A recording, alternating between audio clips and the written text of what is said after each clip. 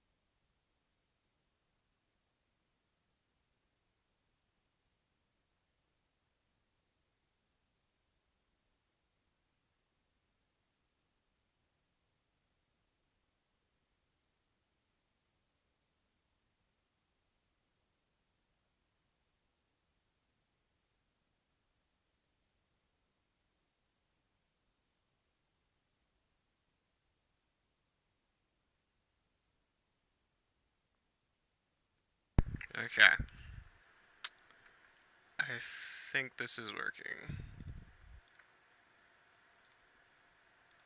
Okay. Cool. Okay.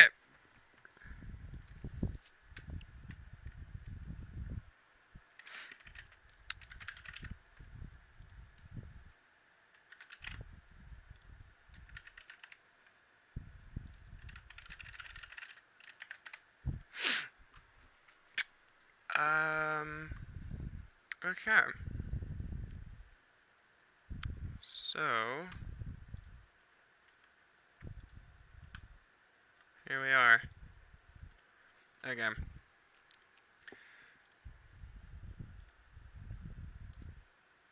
Okay, I think I'm gonna put on some, like, lo-fi or something. Because reasons.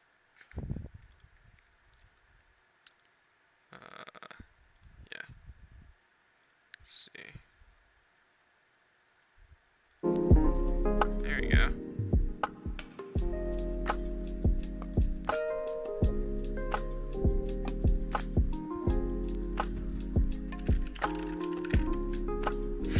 Okay.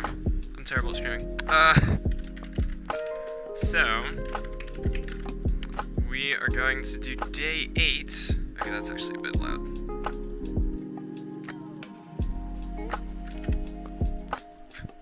Okay, this is actually too loud. Let's make it chill. Okay. So, I have like 2 chats here. It's kind of annoying. That works. Okay, so we're gonna do day 8 of Advent of Code in Nim. Okay. Voice is low. How about now?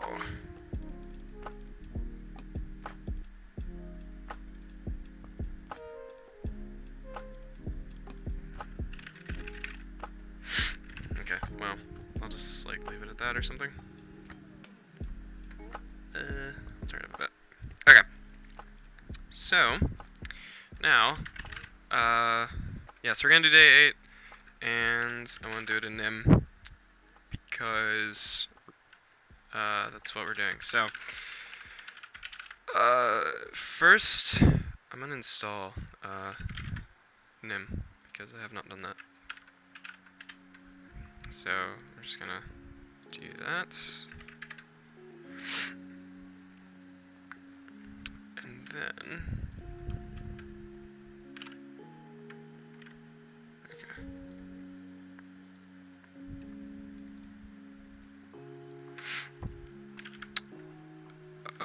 I have no idea how to use nim, so we're going to go to nimlang.org, I think is the website?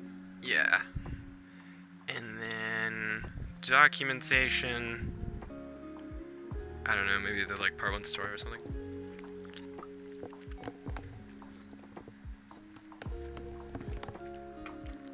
Okay.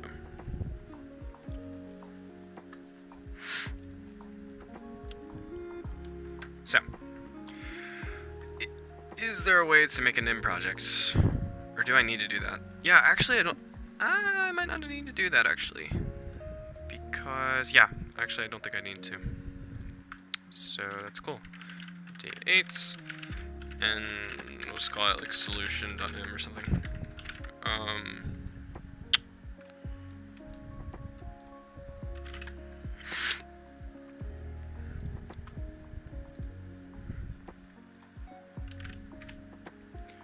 Okay. So, let's see. So I think does TreeSetter have a nim grammar? It does not. Okay, that's great. I don't even think Vim has a nim grammar or nim text Vim file or whatever.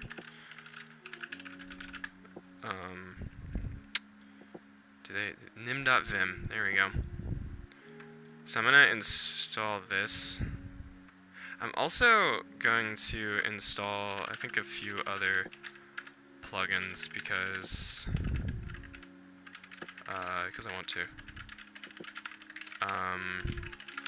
The other one is hop.nvim because I had this installed and then I uninstalled it and I haven't used it since. So it's nice to have. Okay. Let me go to my. I think. Okay, cool.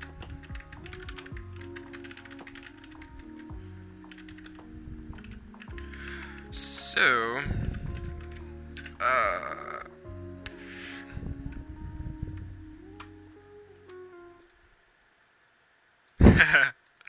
okay, that's funny. Right, so I think hop, it's like a hop, was it hop char 1 or something? No. Oh, you have to, man, I don't remember. I haven't used hop since, I haven't used hop in a while.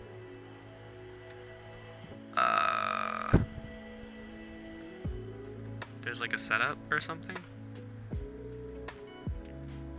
Oh. Okay. We'll do this. I'm not doing the branch though, because I live on the edge or something.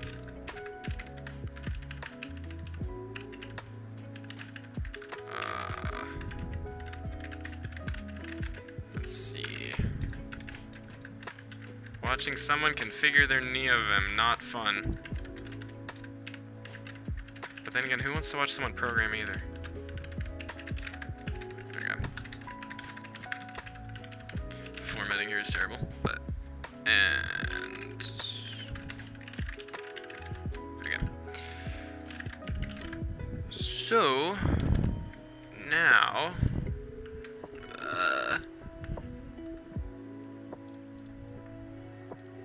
Okay.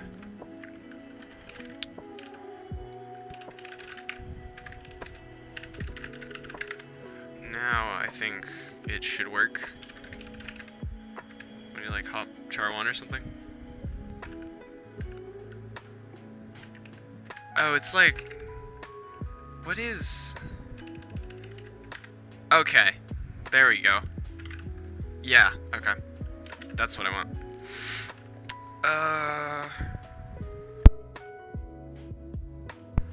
Okay. Yeah, so... So I want to do, like... this, basically. Something like this. Command... hop word, like that, I think, and then we'll make that a normal mode mapping, and then, whoops, oh dear, oh, right, so we want it to be, there we go, cool, that's hop setup, how I had it originally. Okay, so, now, time for the real fun, which is... I don't know if I actually care enough to set up the nim LSP. I'm not sure that's necessary. I could do that. Should I set up the nim LSP? I don't know. Maybe I should.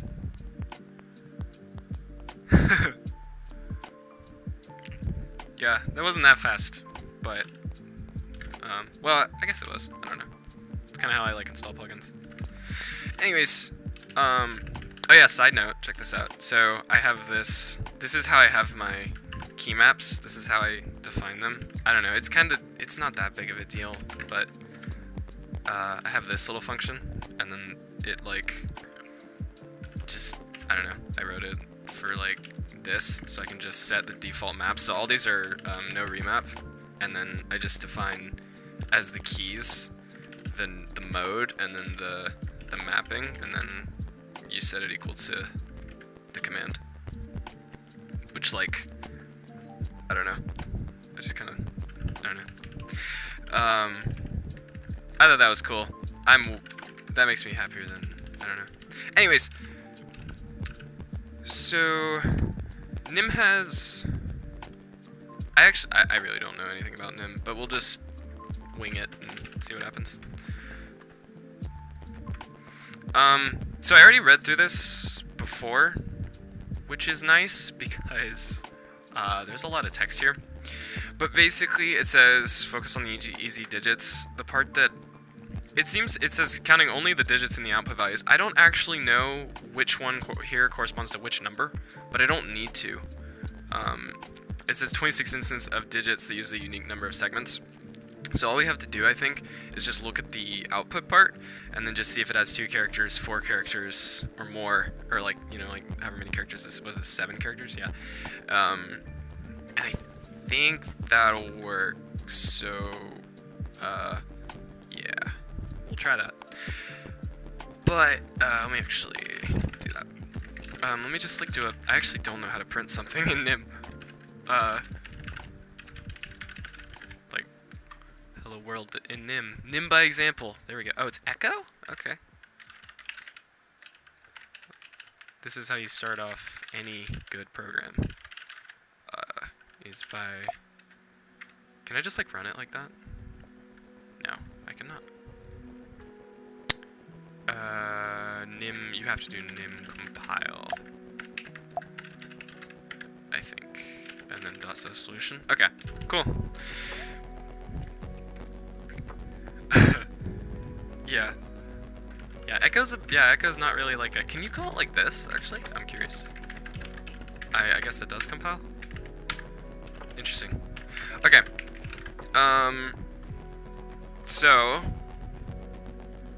Let's look at functions, because I think, like, so a function that returns nothing is a proc, I think. And then if you want something that returns something, I think it's a, or maybe not.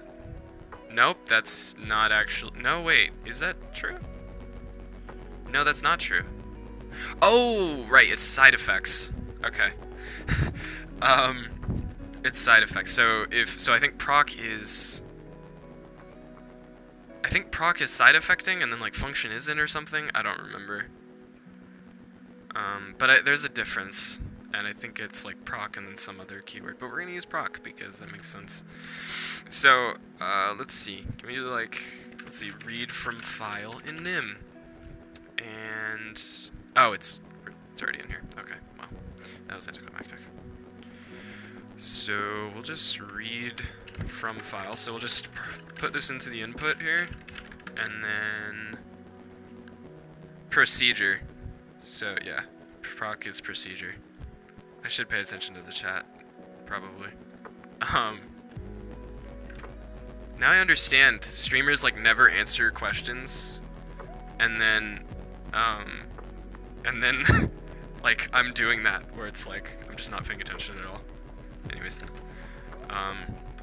so let's get this terrible input. I don't know. This is the example input. This looks horrible. This looks so confusing. I don't like it.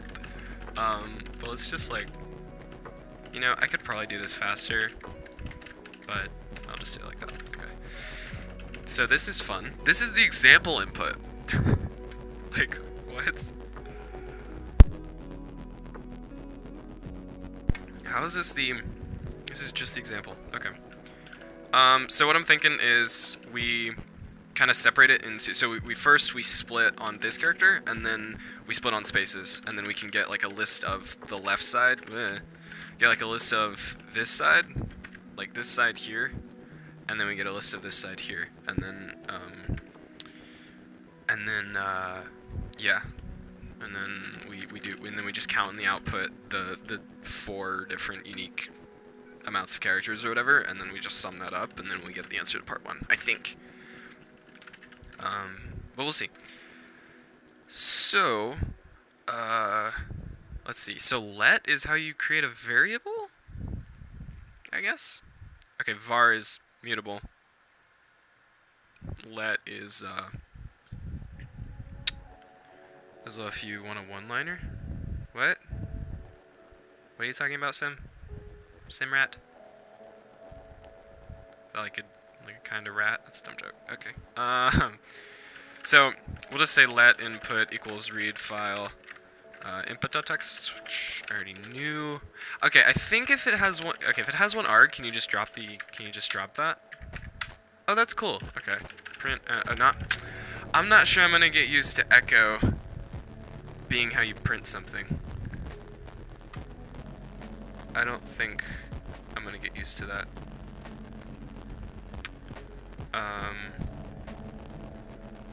Yeah. Okay. So echo input, right? Which we can just do like that, and then we can see that it is getting the input, which is good.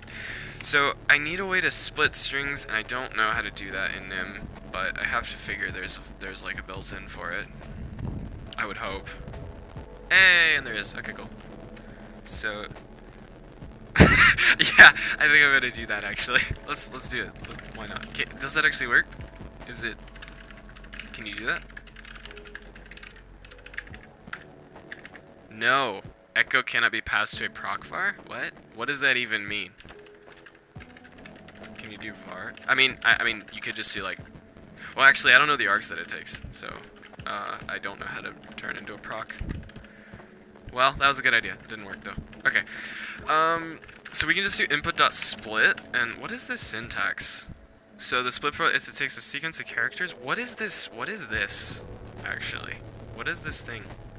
What are the curly braces there for? I don't understand. Okay, maybe it's like some weird... Yeah, I don't even know what that means. I feel like that's a map or something, maybe? Does this tell you somewhere? Is it like a sequence? Is it like an array? There's no way that's not the array syntax, no way. No way. I don't actually know what it is. Object. Maybe? Yeah, I feel like it'd be a list, but that doesn't make sense because it's not... Can you get like the type of something? Type of something in Nim. Can we like determine the type of an object? Here we go. Can you print that? Oh, you can. Okay, there's like a type of... Is this... Or wait, no. Yes, actually. I think it might be a thing. So I can like echo type of input here, and that should print out like string. Yes. So we get string there. So, wait, let me... Oh, I just realized something that's kind of annoying. Oh, okay. Yeah, so that prints strings, so I can actually... I wonder if I can print, like, the type of, like, echo. Like, does that work? Proc of exit varargs typed. What? Okay. So, well, I'll not worry about that right now. So, what was I gonna do? Alright, I was gonna print the type of this. So what is the type of this? Because I'm curious. It's a set. Okay.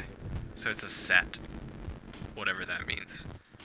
Where are sets? Are sets in here? Do we have like set bit sets? That's not a thing. Nim comes with a built-in way. Oh, it's like a what? Sets? I'm okay. I don't know. Okay. This is kind of a rabbit hole. I don't think it's that necessary to know everything about this. So, let's just do, whatever that was. So, I think it returns a value, right? Splitting a string, right? If you split down here. So if you split a string, yeah, it returns a value. So we can just say let, split, I don't know, input dot split. And I guess that's gonna return, like, a list or something? I doubt we can pattern match on this. There's no way, like, this is a syntax. I wish this was a syntax, but I don't think it is.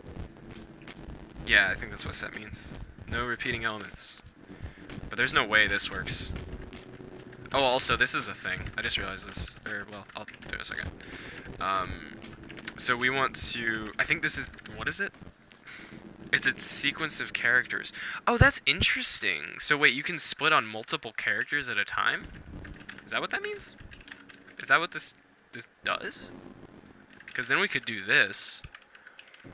And that's definitely not going to compile. Yeah, no, I didn't think so. But I'm curious what this outputs. And we can not do this anymore. What? I do have a... What? Missing closing for character literal? What? Where? What? Okay. Oh, because this is a character literal, and I see. Whoops. Can I do like a string, please? Because I want to split on a string. No. I can't. How do I split? I guess I can split like this, but that's weird. Undeclared routine split? What? That's a... What? Oh, you have to import... Okay. So that's interesting. So like... so this tells me something. The fact that you have to import string utils like this in order to get this method on a string tells me something about this, I feel like. Maybe, is that like some sort of extension method or something? Because that's interesting. Like if you do a proc on... You know, actually, I feel like this is something... I don't remember. But I want to say that, like, if you define a function on a type, you can also do the dot syntax to call it. Yes! Another thing, they have uniform function call syntax. So you can write a dot foo. So you can write a dot. You can write a dot foo, or you can write foo of ab, which is really interesting, actually. So that's what this is. So this actually just imports a split function that you do, and then you just pass in the input, like you just do like this. So you'd say, okay, you know, I want to split on like this and then this, which is the same as just doing input.split on this. So that's interesting. I guess I think I've seen that before. Yeah, that makes it cleaner, actually, I think. Okay, so we're gonna compile this solution, and we get not really an output I want, actually. So first off, we have new lines, which I don't like. And second off, so wait, oh, so part of this, okay, so actually part of this, first off, can we, like, read lines instead?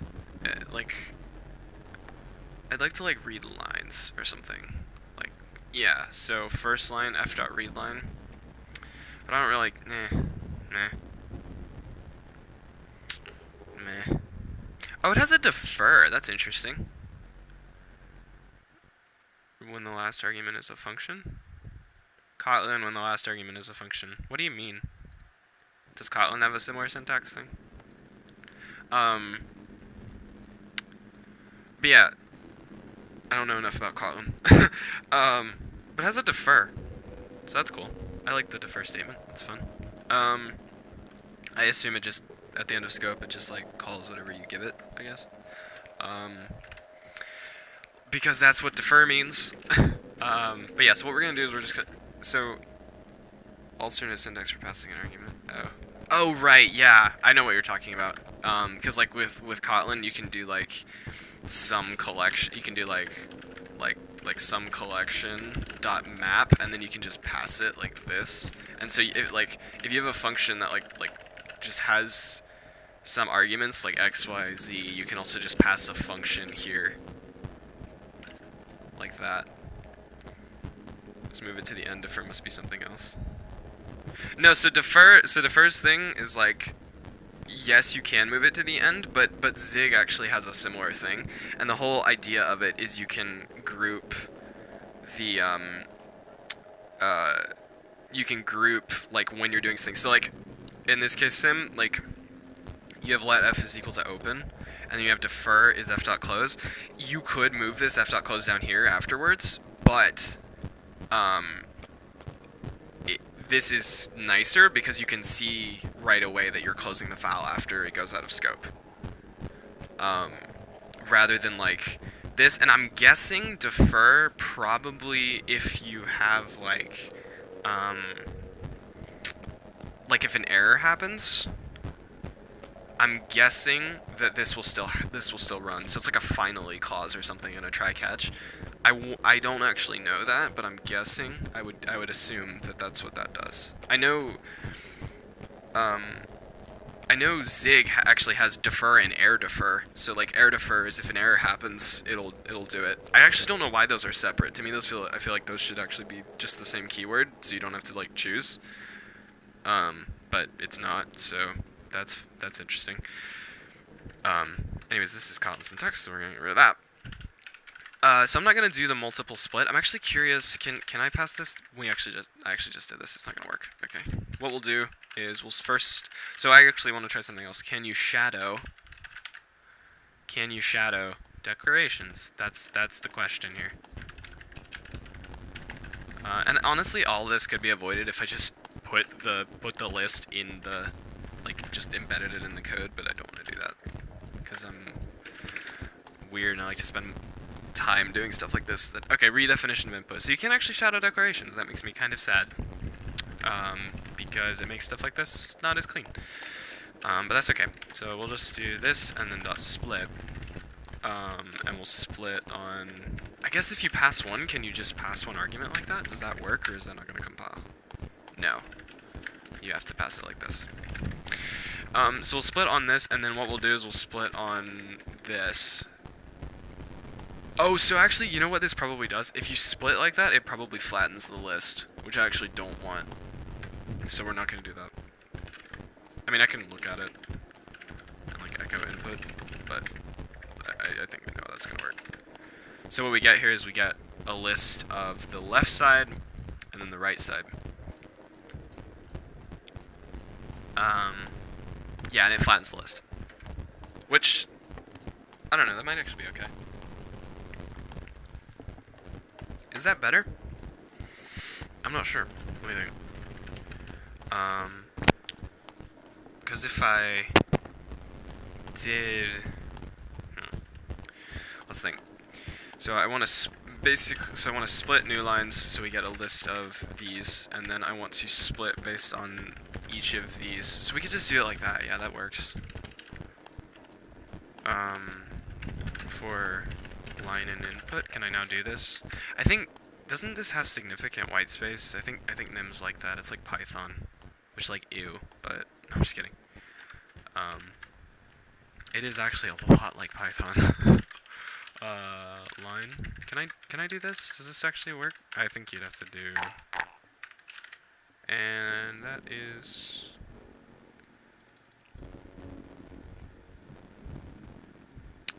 getting added an element.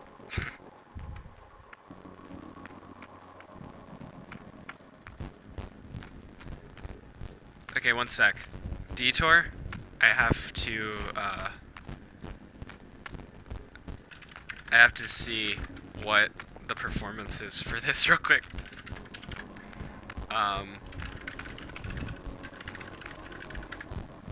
No, what? Oh, right. One sec. I'm gonna see what the performance of my day 5 solution is, because G-Panders here wants to see things. So let's see how fast this runs. Actually, that's probably debug. That's actually probably debug. Dash. How do you do this again? I think it's dash O.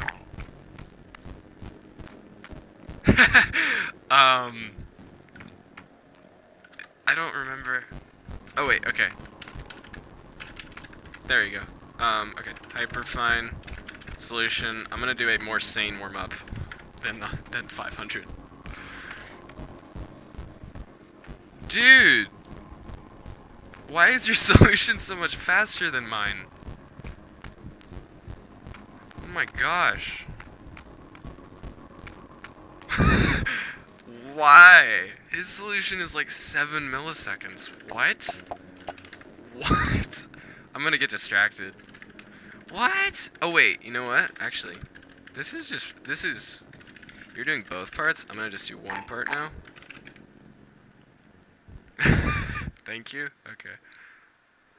Okay. Solution.rs dash O. I actually don't remember if this... I think that's optimized, but... Okay. Now we're gonna see if this is actually there. Warm up 100. Is it still just this slow? Okay, that's faster, but it's still like literally twice as slow. What? That's terrible. I'm gonna blame it on my implementation. You're probably doing something simpler, because honestly,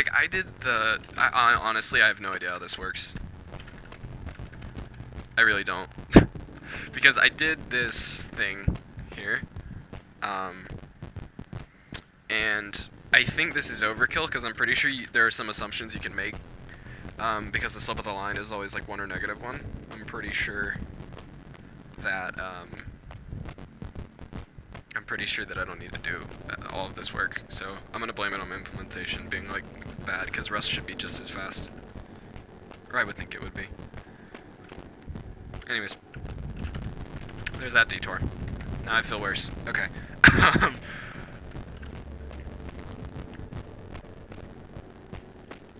Time for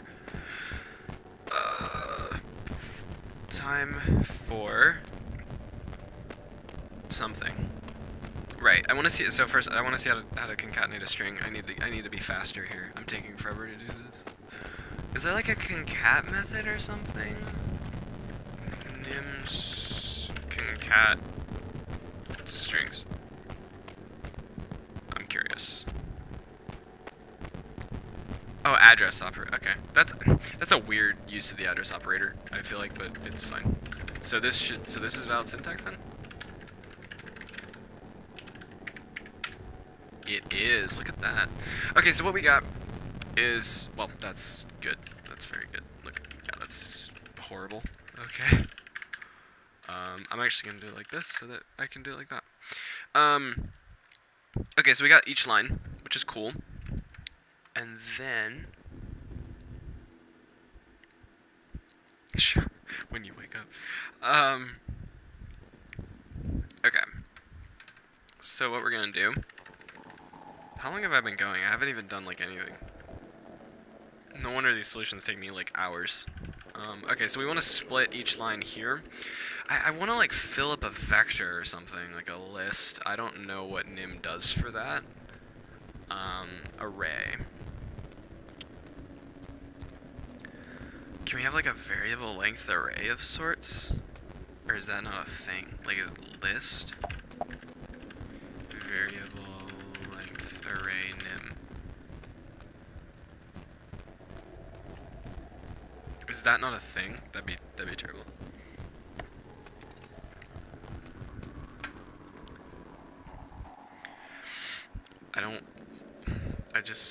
Did I find, like, the completely wrong thing? Oh. It's like stack allocated or something. I don't care. I just want something that's variable length. Does it really not have variable length arrays built into the language? Oh my gosh. Don't tell me that. That would be really annoying, actually.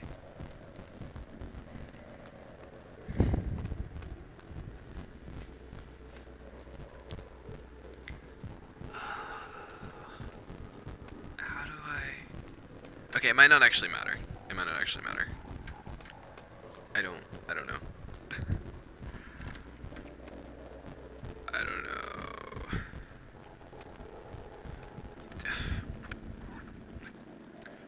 What about a sequence? Okay, oh. Got it. Okay, sequence. Provide dynamically expandable storage. Okay, so that's actually what it is. So, sequences are not unique, actually. That's interesting. So, if we do this, like var test equals 1, 2, 3. Actually, you don't create a sequence like that. You create it like this. Oh, you know what? Oh, right, because it was a set, not a sequence. Those are two different things. Interesting. So sequence is like equivalent to like vec in Rust or something, or like stood vector versus stood array in C++. But yeah, you can do like test.add4, and then like test.add5, and then like echo test, which I wonder if that'll actually compile. It will, yay. Okay. Cool. So that's what we want. I wonder if there's like test.reserve. Is Copilot right here? No, it is not. Copilot is very wrong.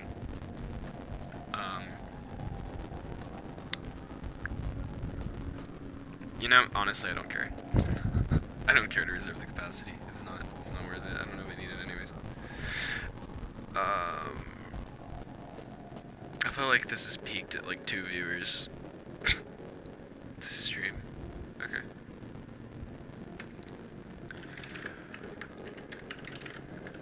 So what we're gonna do is we're going to essentially just say that we're just gonna take input and then, whoa, don't hit the microphone. Okay. So input, we're gonna split on there. We get a list of that, and then we want to also basically say let parts equals line.split. Actually, we kind of want something like this, but not quite like that. We want it like this. And then we want to say let first part equals parts at 0, and then let second part equal parts at 1, which is kind of stupid to do. I don't actually know. So I think Zig lets you define like object types, which is really, really nice. So I want to do something like this. What is the pointer doing?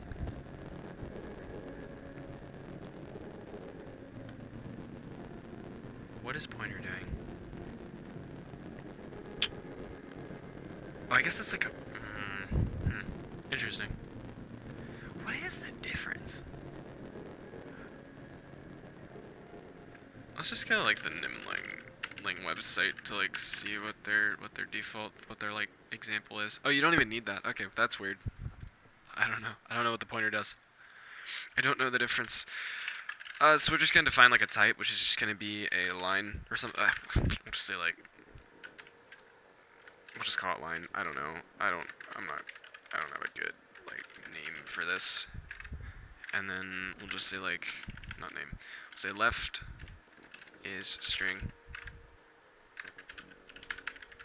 And then we'll just say right is string, like that. So, or oh, it'd be like input and then output. Actually, I think is the way the thing.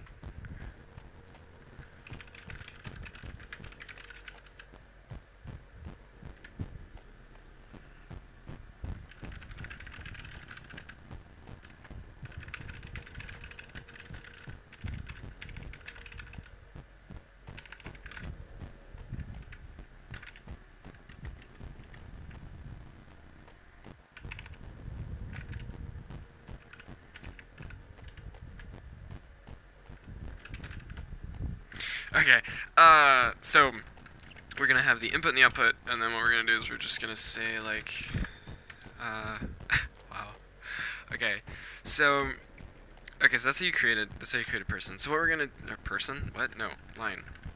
I don't even know if line's a good name for this, to be honest, but we'll call it that because reasons. So I want to split on that, and then I want to split each side on. There's a lot of splitting happening. It's very sad. Okay, let's just do this. Var. We'll say var lines. Oh, you can do a map? What? There's no way that's valid syntax. What is it? What is Copilot thinking here? What language is this? I don't even. It's like a mix of like JavaScript and like I don't even know. Okay. Yeah, we're not doing that. I mean, it'd be cool, but actually, wait. Is there like a higher order functions here? Higher order function nim. Let's see if we got higher order functions. Let's see. Nim map function. Map. What does this look like? Map A. Oh, it has like a. Ooh. Does it have.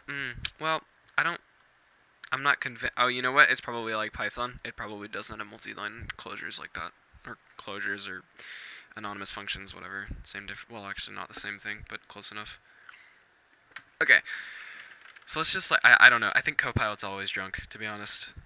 I don't really think Copilot is ever sober because it always gives some weird results at times. Okay. So I'm just gonna like initialize it like this, and then oh, is this the? Is there like a reserve? No. Okay, wait. This is just like some. Oh, this is std cqtils. So they have like that's interesting. They have like things in there, but I do like that they have the multi-line. They have the functions. Oh, that's interesting. I actually don't know what's happening there. Okay, I'm getting kind of distracted. Oh, it has like a man. It has like a man. Look at that. It has like an anonymous function syntax with the star or the star, with the $ parens syntax. I like it. So far, I'm liking them. I think. But let's actually get something done. So basically, I'm just gonna echo parts here because I want to know echo parts at 0, echo parts at 1, and then like echo a few \n because I want to know what's happening here. Can I infer the type of the sequence? Oh, that's fine. Just like do that.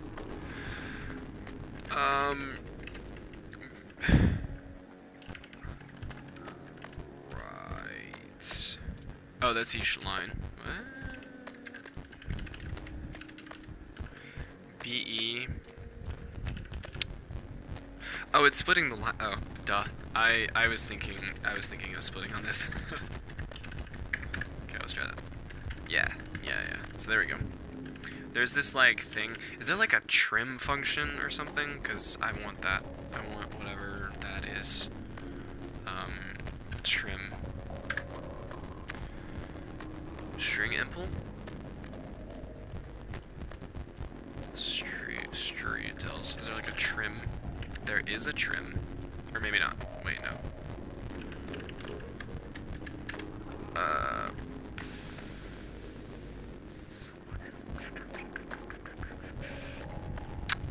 I don't know. I mean, it's not that big of a deal. I'm guessing maybe there's like a filter function or something that we can get rid of the extra characters. I know that if you don't, oh, strip. Okay. That's a better name. Not, I don't know how I feel about that actually. We'll just, we'll do this. So we'll say, now we can just do like dot strip and then dot strip. I really do like the dots, the fact that you can use the dot syntax for function calls. I like that. That's very, very nice. It's like, it gives a feel as if it's, like object-oriented or something when it's not. And I like that, actually. I think it's cool. Okay, so what we're gonna do, we're just gonna say for lines and input, the last element from the first array and vice versa for the second. Yeah, I was thinking that, but I think in this case, I think, yeah, we can just do strip, I think. I don't know, maybe I'll figure out what you're actually saying. Anyways, so let's just do this. I think actually we want leading equals, well, actually no, we want it like that. So now, I want to basically, what do I want to do? Right, so I want to then split each of these parts on this. So actually the input is going to be a list of string, which I actually don't know how to define that type. Actually, I got an idea. This is really, really stupid, but it's how I'm going to figure out the type for this. So we're just going to say echo. This is the kind of stuff I do, okay. We're just going to say @1, we'll just say hi. And then this will just tell me the type because I don't know what it is. And I don't want to like try and look around for it. And I should have probably disabled that. It's SQL, okay. So we'll just say var lines is just going to be seq of line like that. And then we just have this. So now what we'll do is we will then say lines.add. What is Copilot? What is this? Okay, I don't even see. This is the thing with Copilot. Sometimes it just does the weirdest, and I don't even know what that. What? Okay. Anyways, so we're just gonna say input is input is a sequence of string, and this is a sequence of string as well. And then what we'll do is say parts dot. Let's see. We'll say parts at 0 dot strip. And then we'll split it on space here. And then we'll do that again for... Oh, right. Wait, no. Output. And then we'll do it again, basically. But just for the other side.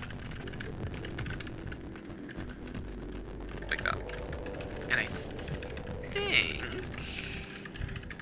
Will that compile at least? Oh. Okay, it like segfaulted or something, maybe? No, no. Oh, index 1. Wait, what? Oh. Oh, that's because... What? I don't actually know what's happening there. Oh, okay. So apparently, the star on the type name means public. According to... I've gotten intel. No. Apparently, so I was like talking about this. Where did I find that? I don't know. There's the stars. No, I'm just kidding. Where did I see that? It was somewhere. Was it in here? Yeah. So apparently the stars here. Oh, that would make sense because there's also stars here. Okay, so that's how you make it public? That is weird. That is weird. I do not know how to feel about that one. Okay. So what is the problem here? So it's saying that we're out of like it's failing. Oh, because the last line is empty. Why is that? Is there like an ending line there? I don't know. That's weird.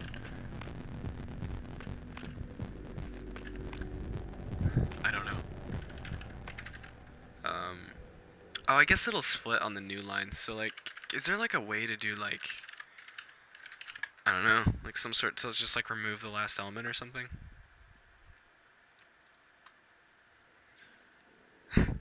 I don't know. This is stupid, but I'm gonna do it like this. Is there an empty function for this? Empty? Well, should probably look in string utils. This is when it'd be nice to have completion. I should probably set that up, honestly. In fact, actually, I'm gonna check this. I'm gonna check this because if I can get completion, I'd like to. It makes my life easier.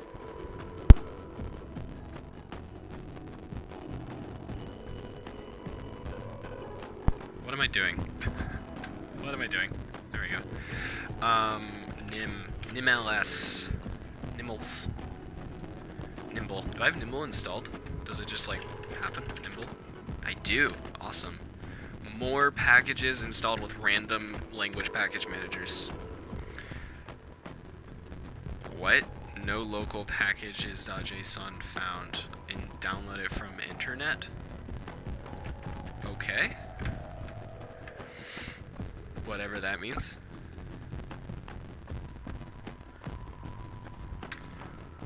What? I don't know. Okay, sure. Just break my... Okay. We're not... Never mind. We're not doing completion. I don't know what that means. I don't want to know what it means. What I was gonna do is, like, empty. Like, if there's, like, an empty function. Is empty or white space. But... Oh, well, that was... that... The song just threw me off. That was weird. Okay. We can actually do this. If parts... Or wait, no. If line... No, wait. If parts...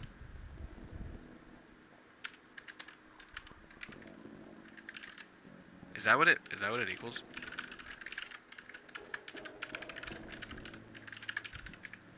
Was that what the problem was? Because this is the dumbest way of fixing that. Oh my gosh. Yes. That's hilarious. Okay, whatever. We fixed the problem. No, we didn't. But I guess... I actually don't know. I would like to, like, remove the last element, but I honestly don't know how to do that, and I don't really care to try and figure it out, so we're just gonna move on. So now we should have the input that I wanted, I think. So yeah, so we have, like, input, and then we have output. So, boom. Cool. Done. That's done. Good. Now for part one. Actually, you know what? We'll just create a proc. We'll create a proc that is part one. Oh, also, just for the lulz, I think we kind of have to do this.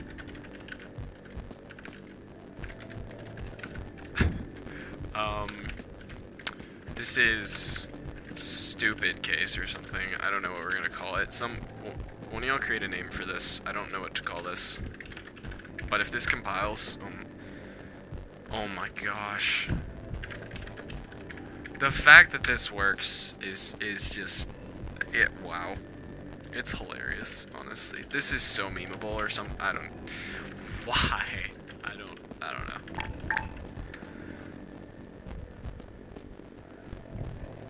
Yeah, so why does this work? This is why? Can you do it with types? If you can do it with types, it's even better. There's no way that works. Oh my gosh.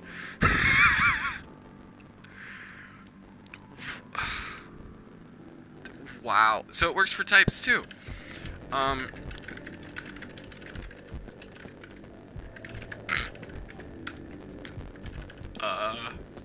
What is this? What is this? Why is this this is such a weird design decision. I mean, no one's gonna write code like this, but why is it even possible? I don't understand. Okay. Anyways, we're gonna leave it, because it's funny. But, that's so weird. Yeah, because nim lets you... It's case... So first off, it's case insensitive, so I can do... I think you have to have the first one right, but I can do, like, read file like that, and it'll still work. But then it also ignores underscores. So I can do really dumb stuff. Like this. I think. And it'll probably still... Yeah. No, wait. Okay. Trailing underscore. So it actually won't let you do just unlimited underscores. Unless that... Wait. No. That is actually... Yeah, no. Okay, so it won't let you do that. That would have been funny, but no, it won't let you do that. Does it let you do double underscores? No, so it's at least somewhat sane, but it's still pretty bad, because, like, what even is this? So, like, as far as nim's concerned... Yeah, so, like, as far as nim's concerned, this is the same thing as this. With identifiers. I don't know why. And that goes for literally anything. So these two things literally reference the exact same thing. Now, obviously, no one's going to write S_E_Q instead of just seek, but, like, instead of just, like, SEQ, but, I mean, I will, because why wouldn't you? But,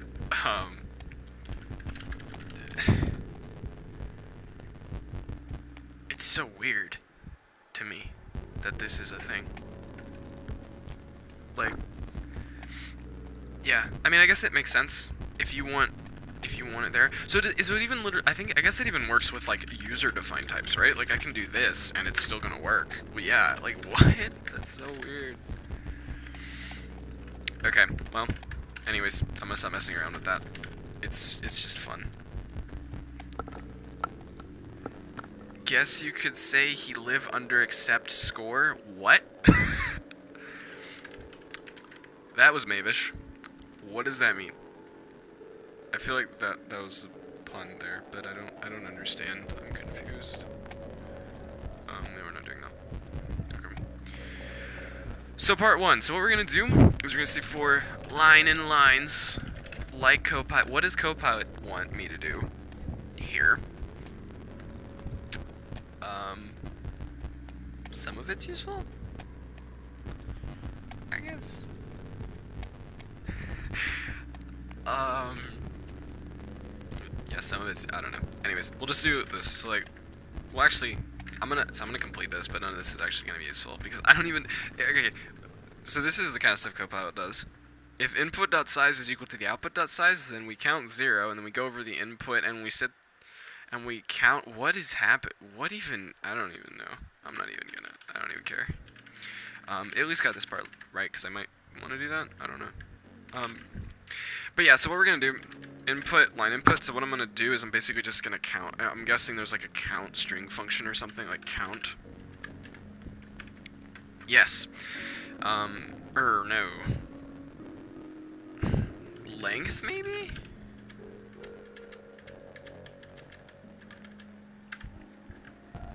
How do you get the length of a string?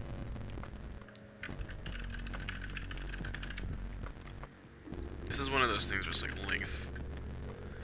And have a length field. Okay, they do have a length field. So I can do like dot length, and that will work. Which is good. That makes my life easier. So so what we're gonna do is we're basically just gonna do like a sum here. For sum equals 0, and then what we're gonna do is we're just going to say sum plus equals 1. Is there a sum plus like is there a plus plus operator? Or is it like, yeah, no, okay, there's not a plus plus operator, I guess. That's fine. So we'll just do sum plus equals 1, but that's gonna actually be if. So if input, we're not even gonna use the input, we're just gonna use the output on these.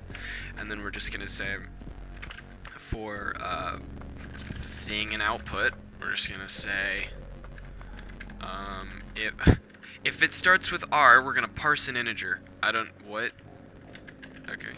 Yeah, C Copilot is completely useless sometimes. Like, seriously. So we're just gonna say thing and output, and then what are the unique ones that we want to know?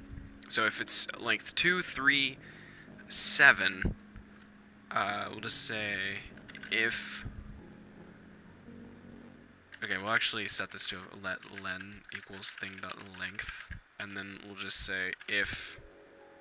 Is this a keyword? No, it just does that. Okay.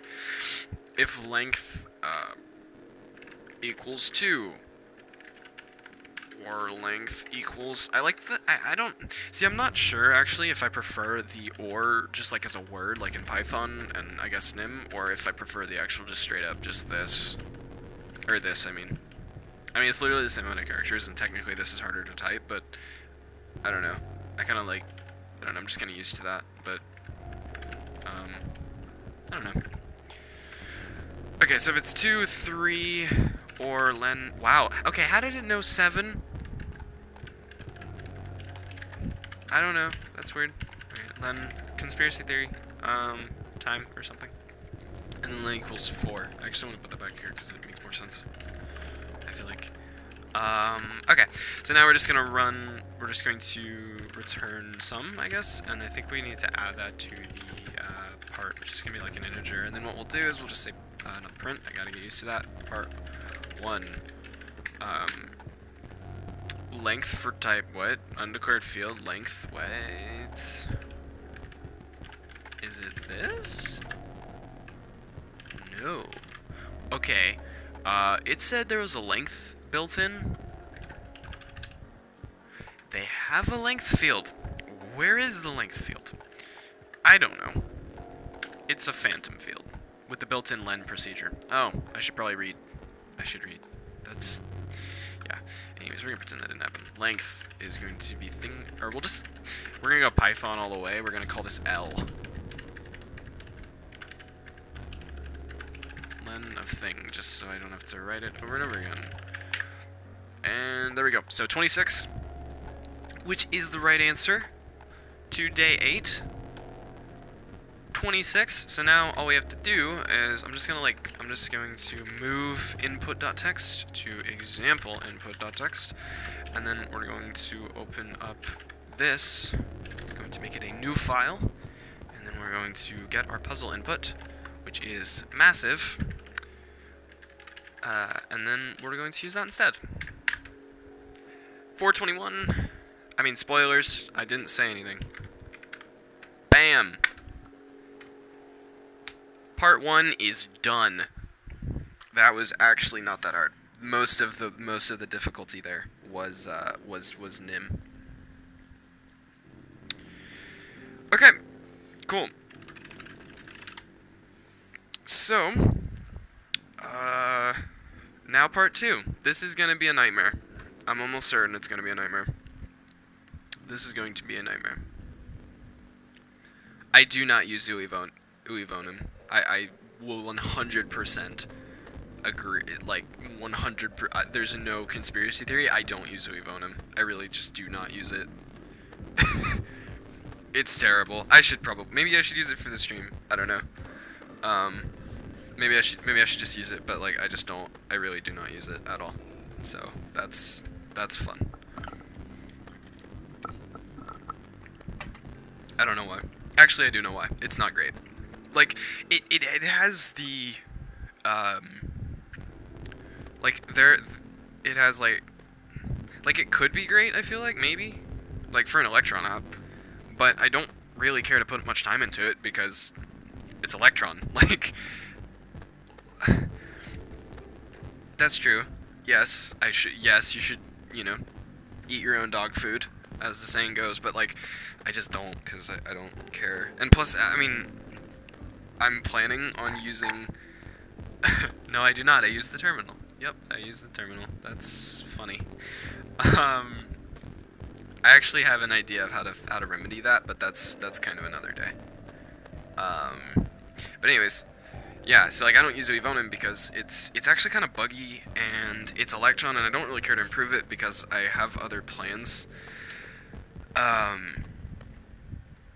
Munitor, are you on the stream? Can you hear me? Anyways, yeah, I have plans to, like, write my own GUI, and / terminal. That's actually an interesting thing. But, yeah, so my plan is, one sec, actually.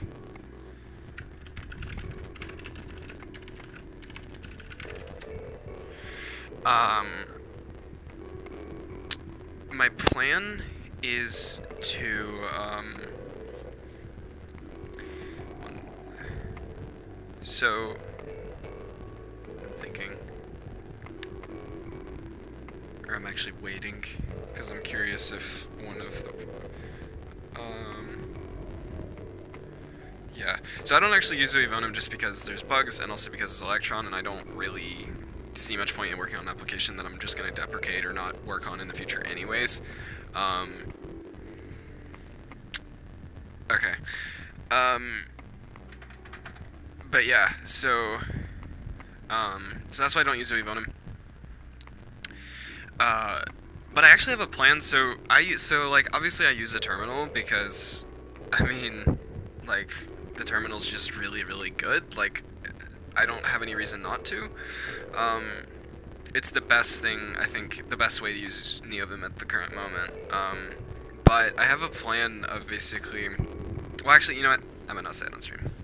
I might, stay tuned, actually. I don't think I'm gonna say it. It's not that actually big of an idea, but, yeah, actually doesn't matter. It really doesn't. But I wanna make like a TUI that's also a GUI for NeoVim. So like a TUI that special cases NeoVim, and when you launch NeoVim, it communicates with it over RPC, and so you have a TUI and a GUI. So like, if I'm like, so like say I'm like taking iTerm as an example, like if I were to launch NVim here and hit enter, it would look exactly like this essentially, but it'd be a GUI. So this would actually have GUI elements and everything. So like if you press like colon in the command line would be like up here, and it'd be like a whole GUI element. Because it would like special case, the terminal would special case NeoVim, and you could turn it off if you wanted, but it would be able to know, okay, you know, I'm launching NeoVim, and then now I'm going to use a GUI. So that way you can combine the powers of terminal and GUI, because everyone likes a terminal and they just want their terminal. So I figure, okay, you're not gonna compete with that, so just, I mean, even myself, right, like I use the terminal because it's just better, you know, I could just open a tab, and it's just more convenient than having a separate thing. So, and, you know, built-in terminal is fine, like, it's not terrible. And I mean, maybe I could just like, you know, maybe you could like, with NeoVim do like ext terminal or something, and then GUIs can render the terminal specifically in certain ways or something. I don't know, that, I'm not sure it's necessary, but I just don't really like the built-in terminal. I mean, I use it like with float term, or F term, whatever it's called, but like, that plugin, but I just don't, I don't know, I feel like just having a TUI that's also a GUI is the way to go.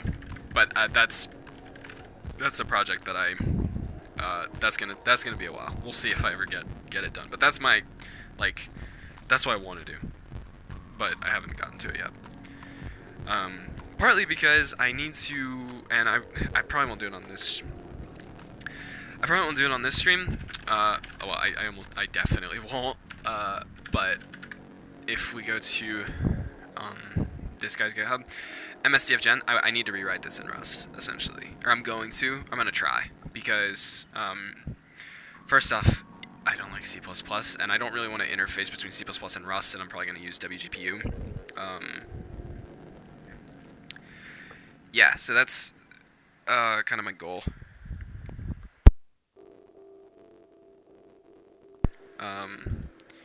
So like, you have, so I want to rewrite this. This is just a lot of code. I mean, actually, it's not that bad. I think it's like a couple thousand lines of code.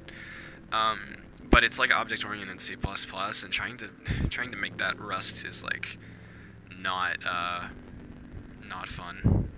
But I might stream this actually. I might stream rewriting this because it's kind of crazy, and maybe I could get someone who knows C++ on the stream, and then they could like help me, because I'm not that great at C++. But that's another time. I want to finish part 2. So, what is part 2? So through a little deduction, you should now be able to determine the remaining digits. Oh dear. This feels very much like when I was reading this felt very much like a problem of, here's 5 unknowns and 5 equations, now find the 5 unknowns, and those math problems are so tedious. So I guess we're gonna have to do something like that, but I don't know, we'll see. So consider again the first example above, which is all this. After some careful analysis, the mapping between signal wires and segments only makes sense in the following configuration. So the unique signal patterns would correspond to the following digits. Then the 4 digits of the output can be decoded. The output value for this digit is 5353. Following the same process for each.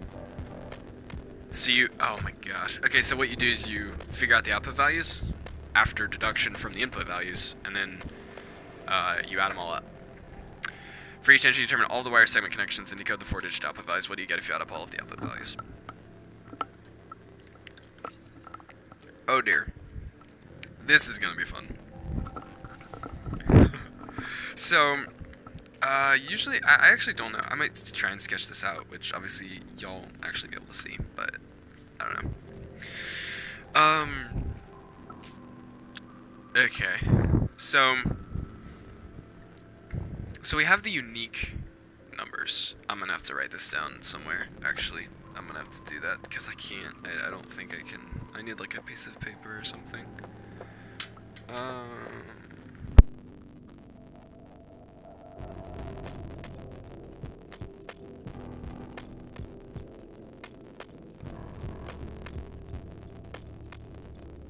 Okay, so I wish I could actually show this on. You know what? I wonder if I could.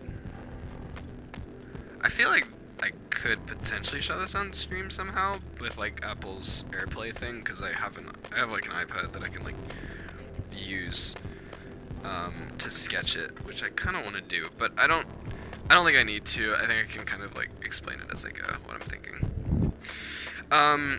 Okay, so how do we solve this?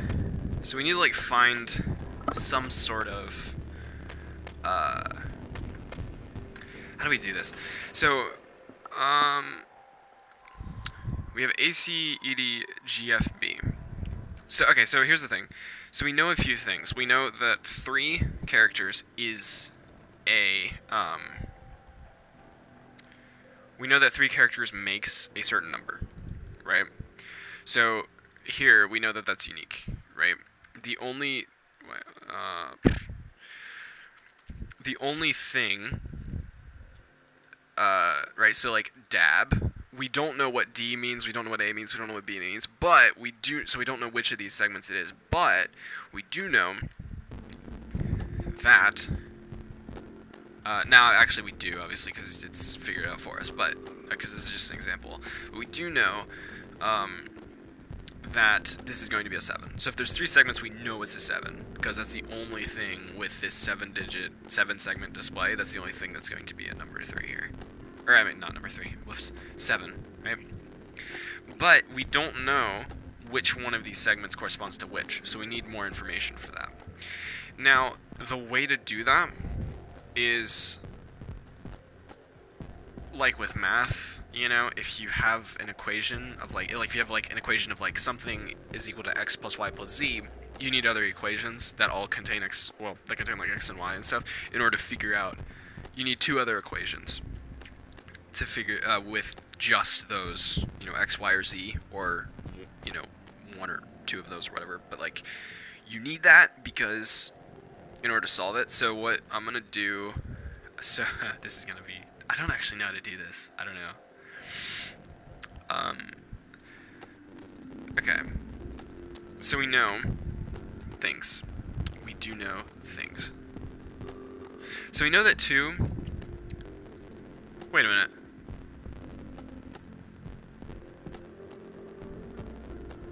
Wait a second.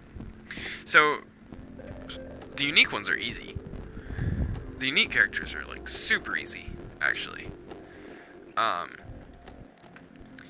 So part 2, I can actually already kind of write some of this code. Part 2 is easy sort of. So like, if it's this, we're gonna do something different. It's not the sum plus equals 1. So what we're gonna actually do is we're gonna say the number. How do I want to do that? We're gonna do, okay, it's kind of weird, but like, we'll just do this. String, and we're just gonna do it like this. So if it's there, basically, is there a case statement in nim? I would like a case statement. That would be nice. Case statement nim. Is that a thing? Case statements. Yes. Cool. Case of. Got it. So we're just gonna say case. I should have done this first thing. Case of. Copout's like, it's when, but that's not the syntax. It's not when.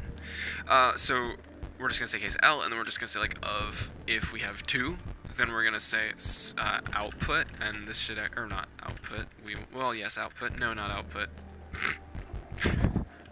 What was that? My brain. Okay, we're just gonna say sum equals some address of the number that we're doing. So we're just gonna, the sum should be in the loop. Should it? What do you mean? No? Oh, yes, right, thank you. That's actually true. And then we should just do a var, thank you. Yeah, you're right. Var lines, or no, var sums should be like this, and then we move this into the loop. You're right. You're right, Sim, thank you. Okay. So var sums here, and then we have our sum in the line. Is this right? This is like the output sum. Yeah, output sum or something like that. We'll just call it that. And we'll just call it sum. Yeah. So I do a lot of shuffling like this when I'm thinking. It's kind of funny. Okay. So sum. We're just gonna say sum is equal to sum address of this. And I guess that does nim have like an interpreter? Nim like nimi or something? Nim. No. What is nim grep? I don't even know. I don't even know what that is. So we'll just say sum. So if it's 2, we know it's the number 1. Okay, which is fun. Because the only one that takes 2 segments is 1. So if the length is 2, then we know that we have a 1 in the digit. So that's that done. And we have to do this for 9 digits. So 3 of 3 is going to be easy. Sum is equal to sum address of, what uses 3 here. 2 uses like a lot, but 3 is 7. We know that much. Of 4, sum equals sum address of. I always read ampersand as address. Side note, because I'm so used to the lower level languages, like it's always address or reference, and I just read it as address. Anyways, that's like a little piece of personal trivia or something. I don't know. So 1, 2, 3, 4. So the number 4 is 4. That's cool. So that's a 4, and then of 7. Is it actually 0? No way. 1, 2, 3, 4, 5, 6. No. Okay, it's not. 0, 8 would be 7. 1, 2, 3, 4, 5, 6. So yeah. Well, it's a 7-segment display. Thank you, Elianiva. Later.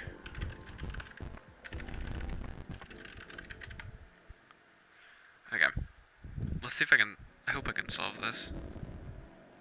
I really do. I really hope I can solve this, because I don't. It's complicated. Okay. Why is this hard? So yeah. So sum is going to be 0. Or no, it's not 0. It's 8. 8 is the digit. So we have 4 out of what, 9 numbers. So we need 5 more, and I don't know how to figure that out. So is like heuristic, I don't know exactly how to say that word, but like we need some sort of like figuring out like how do we know if it's a 1? Which I guess starts off with being duplicates, maybe?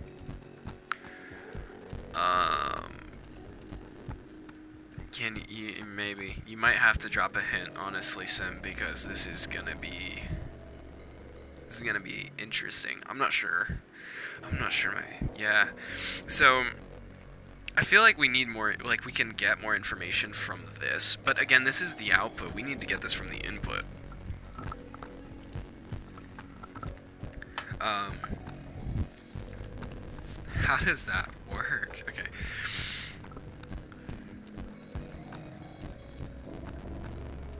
After some careful analysis, just like hand wavy, goodbye. Now the analysis is gone. Like, this careful analysis is what I'm trying to do. So, like, the input. So, what does this mean, actually? What does this input mean? Focus on the easy digits. Each entry, 10 unique signal patterns, and the 4-digit output value. Look at the display on the top. Then think of 7 minus 1, then think what you get.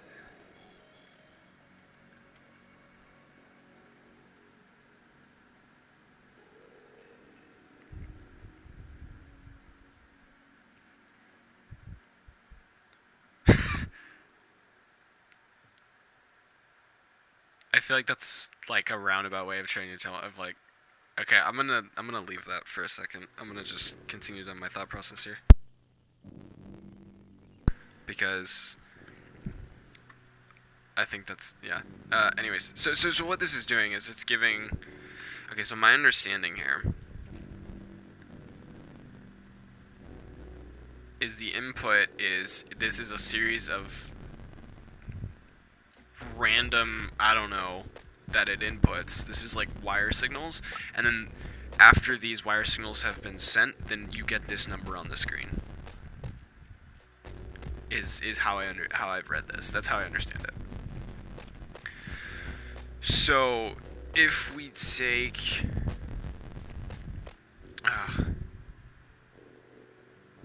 oh, interesting. So A occurs in all of these. Like, is this like something we can depend on? I need like a way to highlight this. Actually, well, I can just put it in NVim and then look at it easier. Let me do that.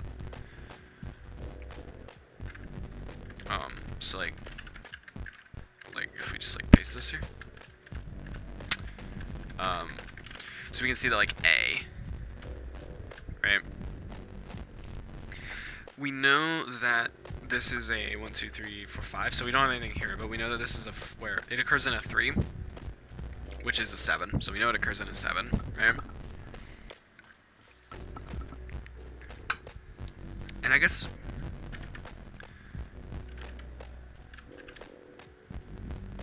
yeah, so I think I'm kind of onto something here. So like A, for example, we just take the letter we're considering, right? So we can just have like a set, I guess, of like letters or something, like a hash set map, whatever. And then we say, okay, so dab. If I had a camera, no. Anyways, so dab is gonna be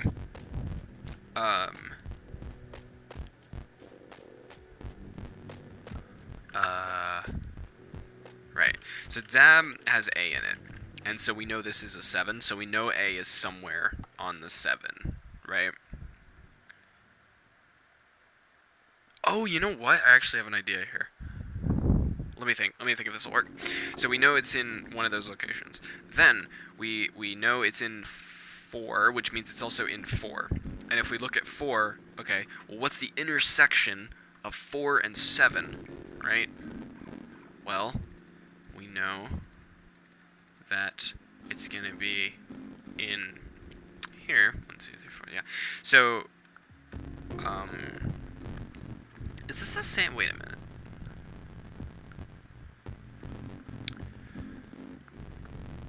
Yes. Okay. So we know it's an intersection. So we know that now. Okay. Well. Okay. This is in A is in this one. It's also in this one. So it means it's on. We know we're on the right side.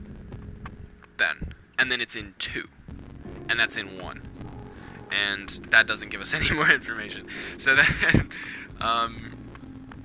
it's in this one with, wait, is that 8 letter? No, that's 7 letters. Okay, so it's in 7.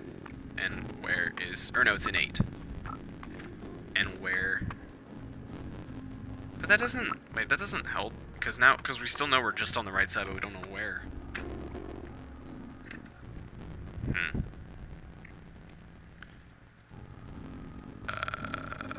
Why? What? Did I? Wait, what? Okay, did I get those wrong? It's a 7-segment display. There's only one with 7. There's only one with 4. There's only one with 2 and one with 1. 1, 4, 7, and 8. Where did I get? Ignore the A, look at the D. Why would I look at the what?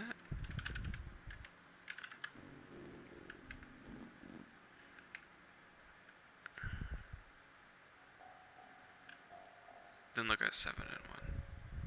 Oh, so like D, like, right? Like we know that, okay, well, like what's D? Like, we know that D is, I mean, okay, so like we know it's on the top, so like how do we get, like, algorithmically to the top?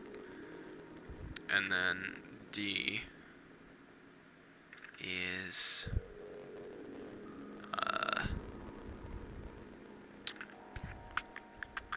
right. So we know this is the number 7. Whatever. But I guess my brain does not. It's yeah. I don't know. Okay. C, and then so we have the D, and that is. We know that this is 3, so we know 7. Whatever, D, right? It occurs there. So we know it's somewhere in this region, right? so it's somewhere in this region here. Right. Now we're gonna go to the, I don't know, we can go to this one. Yeah, 7, whatever, we'll go here. Which means it's an 8 somewhere. So we know it's on, well, that doesn't actually give us any information. So then,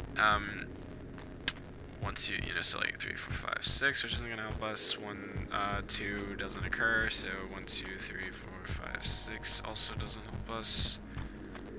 1, 2, 3, 4, 5. Wait.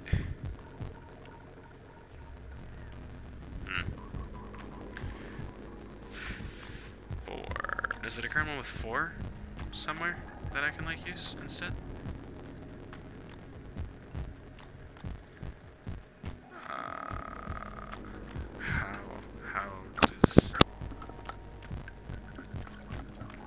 How the heck?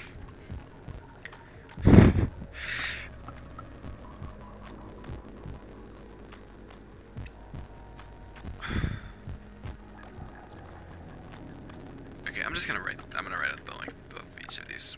This is 7, right? Because 1, 2, yeah. Oh, did it just do that for me? 1, 2, 3, 4, 5. No, it didn't. Oh, duh, because it's the intersection. Oh.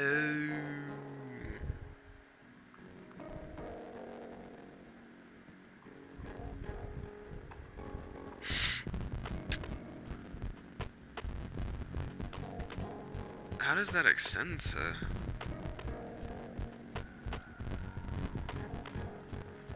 And you know it's on the top. The reason why? So you know it's on the top because of. That feels weird though, cause like how would you programmatically know that like it's on the well, I guess you could define the segments and then you calculate the intersection of the lists. So like if you had like it like okay this would be defined as like if we think stuff said like so many times. Right. That makes sense.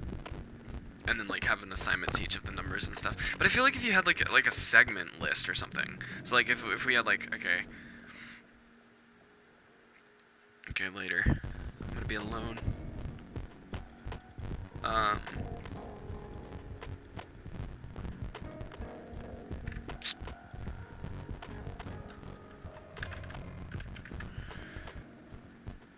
Okay.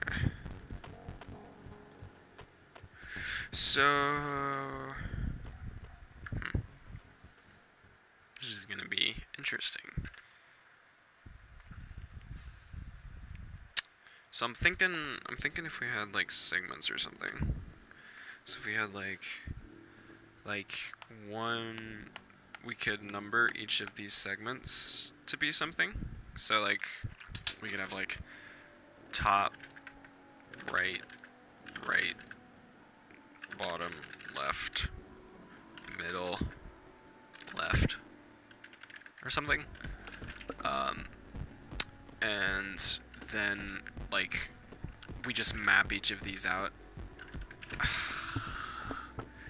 Gosh, I don't know.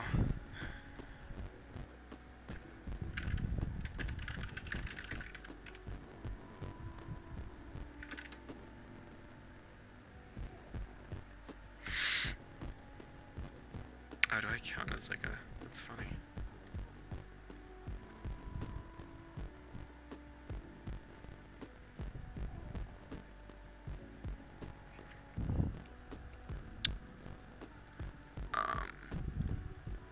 Yeah. Man.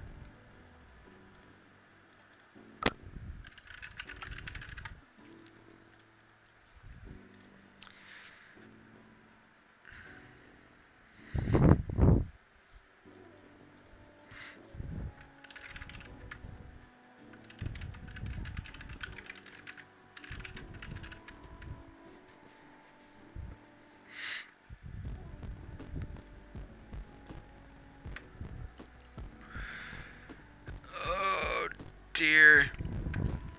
Okay, so the problem is we have a series of these.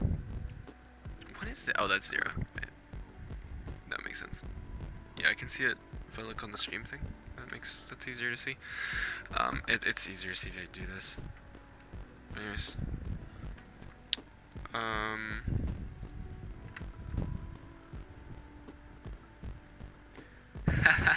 Nice.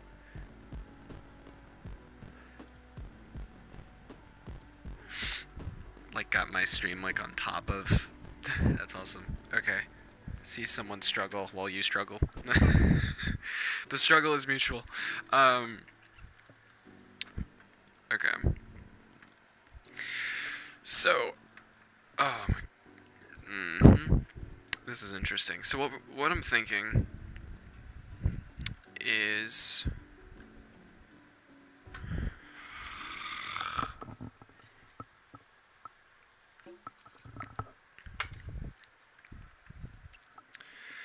You should now be able to determine the remaining digits. After the careful analysis, the mapping between signal wires and segments only makes sense in the following configuration. But why is that the case?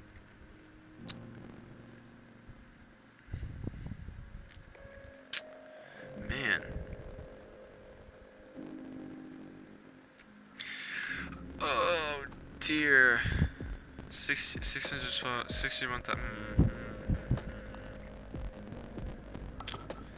Like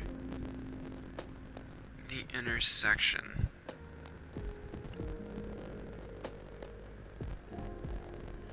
Minus AB, but 7 minus 1 is 6, but that's not going to give us any information. So if we say it's D and AB, these are in the... Oh, right. That makes sense. That would make sense. The question... Okay, wait. I've got an idea.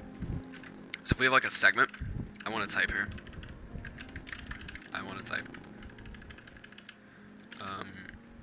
We want like a segment type or something.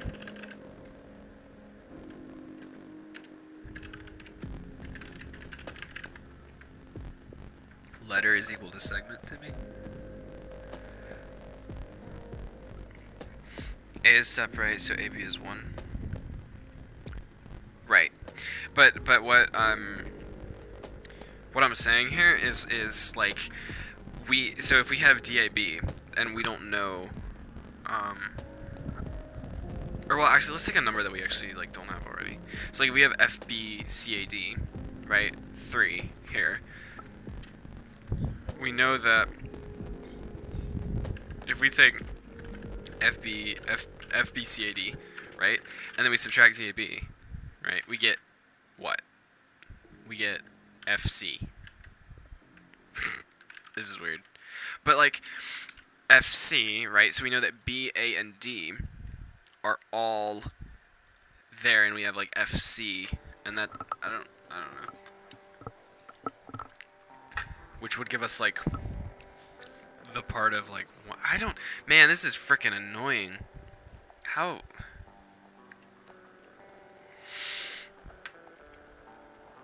do you determine based off of like I just have this? How do I determine what each of these corresponds to, like based on this input? 3 minutes. Yeah, it would, but I don't know that this is 3.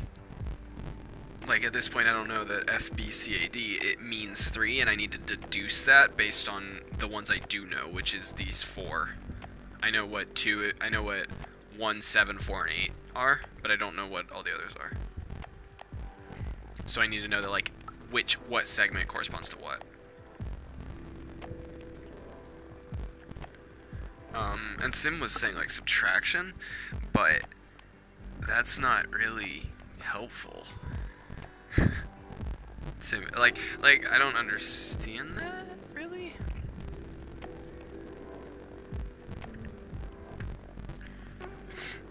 But I feel like this is unique, isn't it? No, it's not, because 1, 2, 3, 4, 5, 6. 1, 2, 3, 4, 5, 6.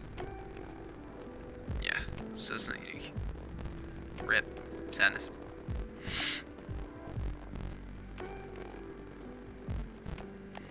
Because, like, I don't know what FC would be. I mean, in this case, obviously you know that, like, oh, you know what segment it is F and C, because it's here and here, but I don't know how to deduce that programmatically. That seems really, really hard. And there's probably something I'm just missing, but I don't know what it is.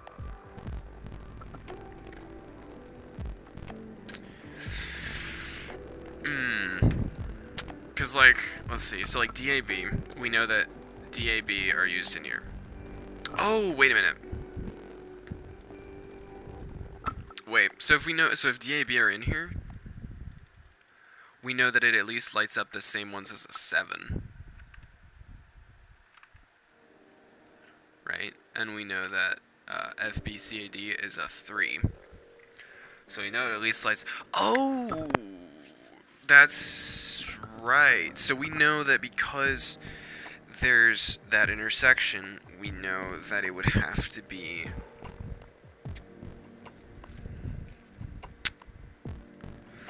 Do we know that, though?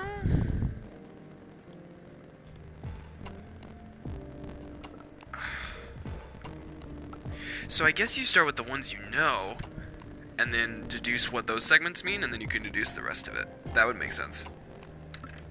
So let's start small. Let's start simple, then. So we know DAB, and we can subtract AB, right? It equals C. No, I'm just kidding. That's Copa being stupid. But if you think about it like that, right?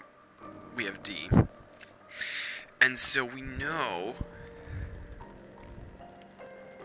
Right. So okay. So it's in order, I think. I think order matters here. I actually don't know that, but I think that's right. So what we can do is we can basically just take 2 and 3 and we can subtract them. Is that in every single one? Like CG? Oh yeah, because you'd have like 2 and then 3. But you might not. But FDA, you then know that. This is so not fun.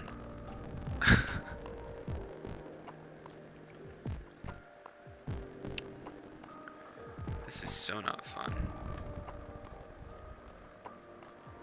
This is not fun at all.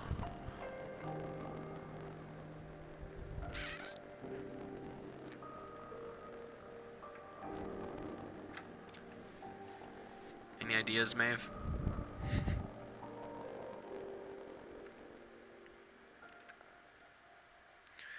Because I'm kind of lost here.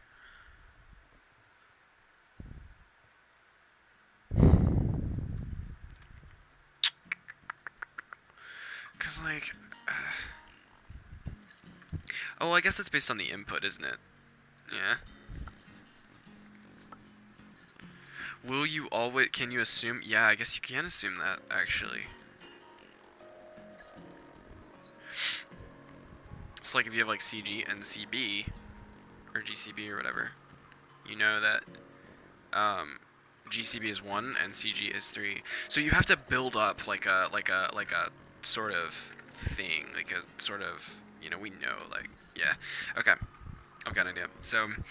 We know that DAB is 3, so it's a 7. And we know that AB is 1. So these two segments here, you subtract them, which means D has to be on the top. That makes sense. So what we'll do, can we create an enum?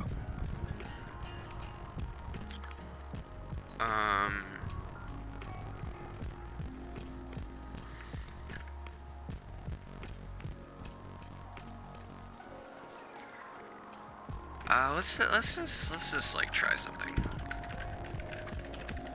I need to kind of write some code here.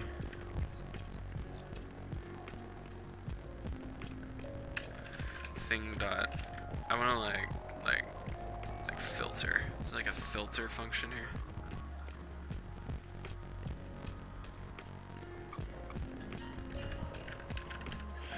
Multi-replace.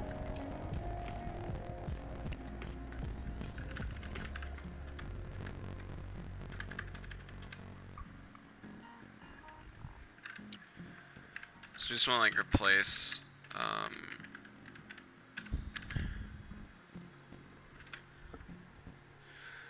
So we'll basically take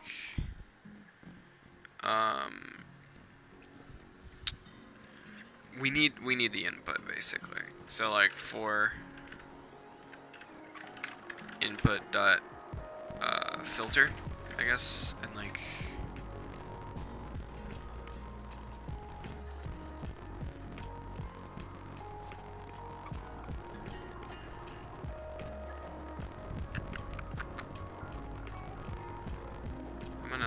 I'm gonna copy this actually, paste it, and then come over.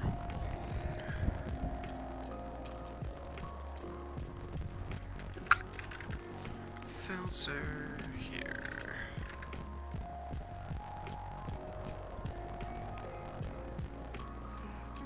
Oh.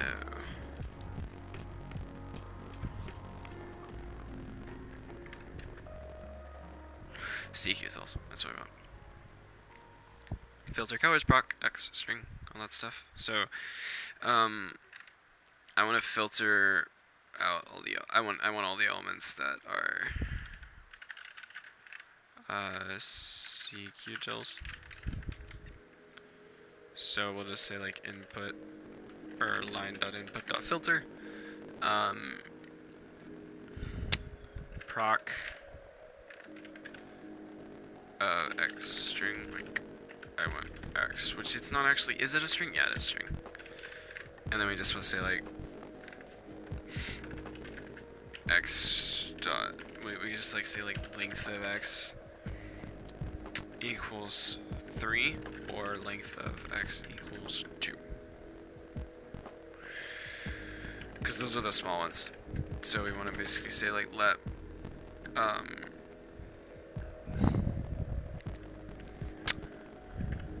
can we do like find, like a find?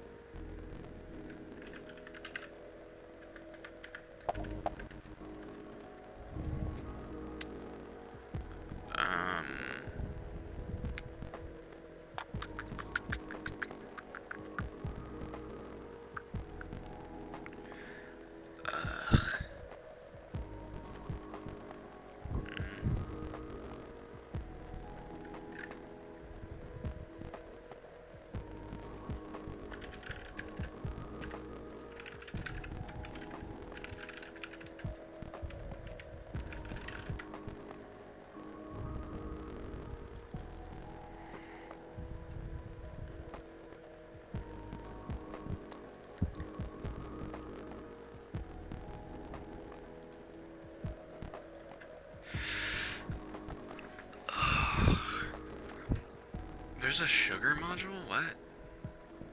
Oh, that's interesting.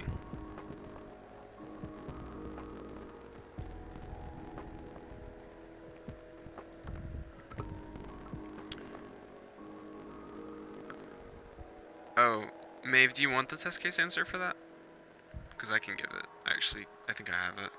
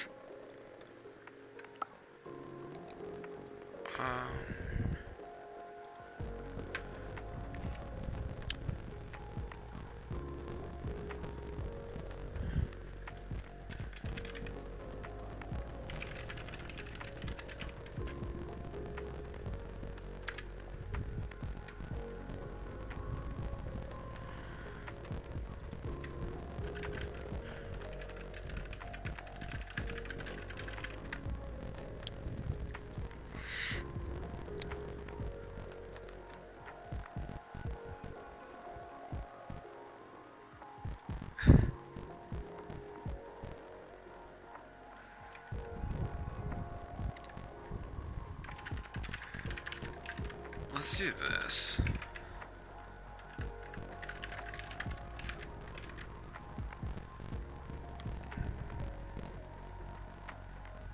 Oh my gosh.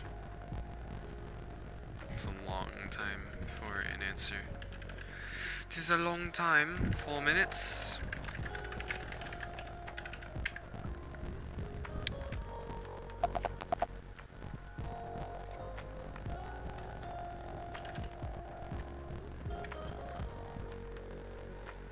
Oh man, I don't know. Okay.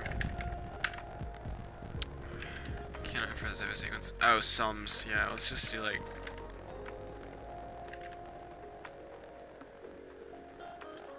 Oh, good. I'm.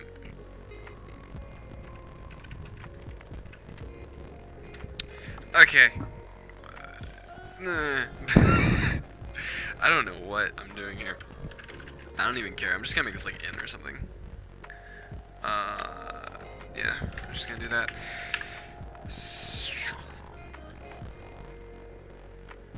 What? Error type expected, I got in. What? Oh, I forgot. This is how you define.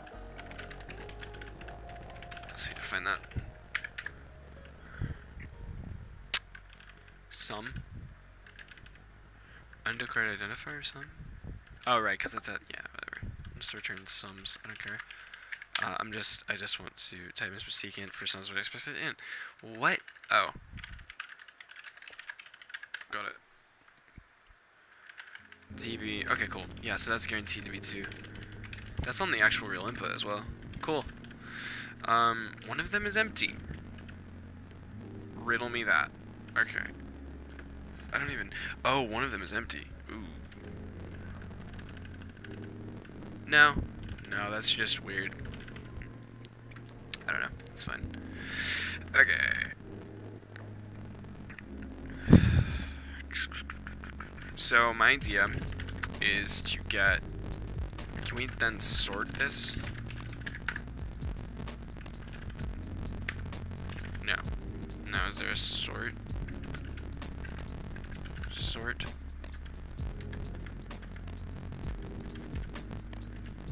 Would it be like, is there a sort built in maybe?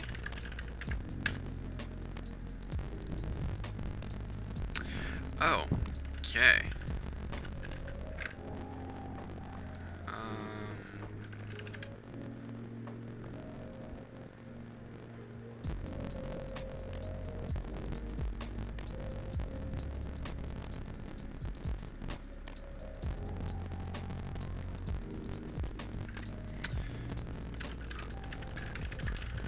Does this work?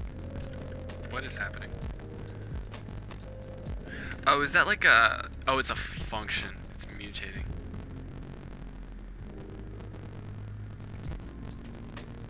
I got it. We'll just say var stuff.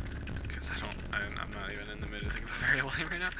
And then we'll just echo... We'll just say like sort stuff. And then go stuff. What? What does it even mean? I don't even, like... I don't even know. Okay, I'll just not... Whatever. I'll not worry about sorting it. Oh, because it's probably... Yeah, because it... I mean, it doesn't really have a way of sorting it. It needs, like, a sorted by function or something, and I don't know how to do that.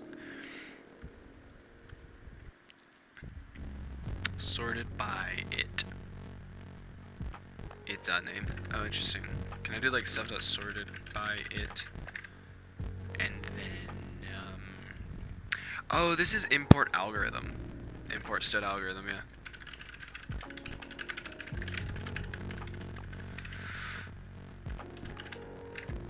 And then, like, yeah, dot sort.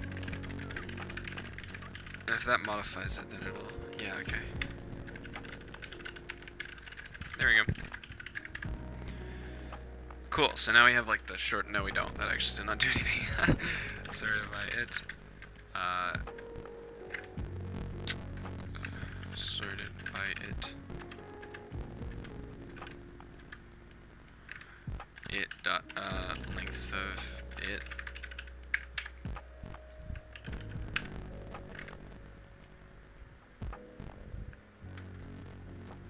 sort function.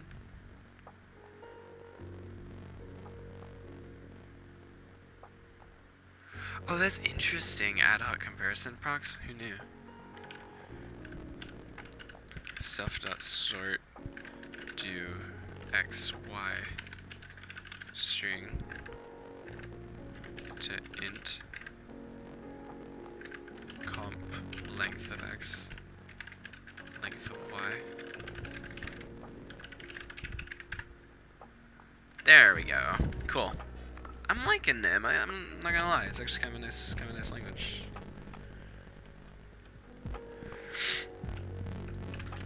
We can go for 2 hours. Oh my gosh.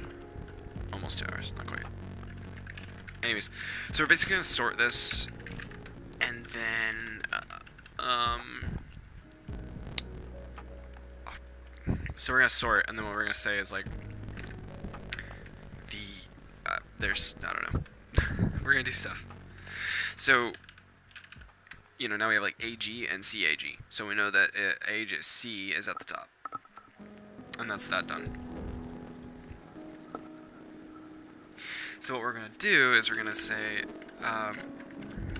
we need a mapping of this, essentially. So like we need like a set or a map or something. Set.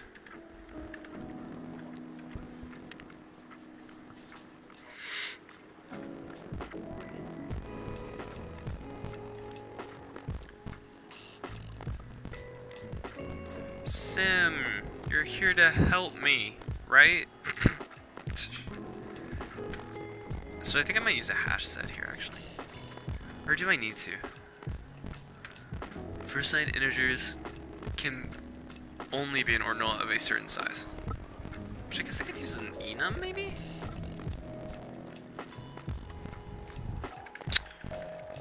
In fact, actually, yes. I do want an enum. And I haven't finished this. Oh, that still actually compiles? What? I'm not expecting that. Enum. Enums. Oh, type. Okay, well, that works. Type, enum. Type. Segment. Type. Segment equals enum. And so we'll say top. Right. Let's say top. I don't actually need.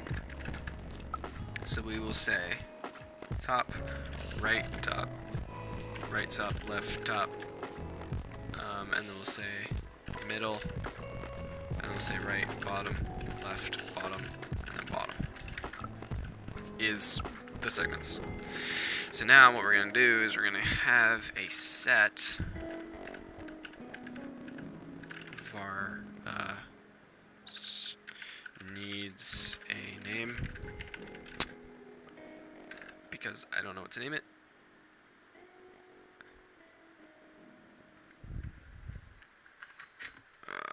Okay. And then, okay. Sets. So we then want a set, like a var, and we'll just call it like a set of, I don't know, like well, it's gonna be a set of segments.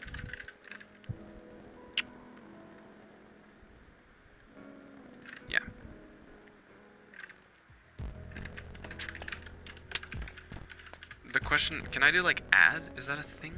Like, what are the operations on this? Oh, e in, e not in, contains, includes, excludes. Okay. Cool. This will work. Ooh, I could actually do it with like. Well, I'd have to map it to a set, which is not great. I'm not like super fond of that. But anyway, so I basically have this input. And what I'm thinking is we then just replace, and then the letter that's left is what we want for the top segment. And then that'll be one segment done. So, we'll basically say stuff at 1 dot, I don't know, dot, like,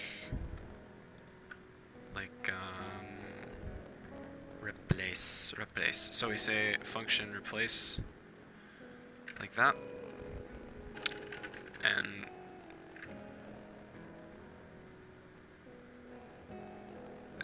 yeah, so we're just gonna say dot replace, and then we're just gonna say stuff at 0, and we're gonna replace it by equals nothing. And now we're gonna echo this, and that should give us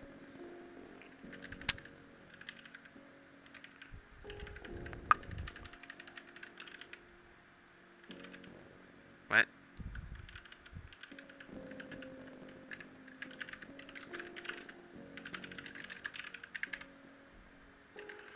G, E, F, G? What?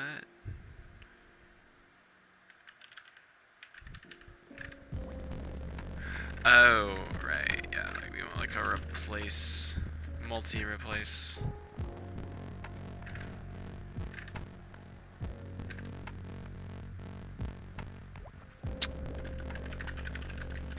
This feels kind of weird, but can you index into a string?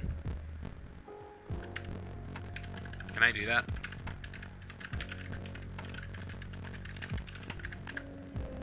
It does work. Cool. That makes my life easier. So basically we just want to replace, we want to do like a multi-replace, and then a varargs. And what we're going to do is we're going to say stuff at 0 at 0. This. Stuff at 0 at 1. At this. And stuff at 0 at 2.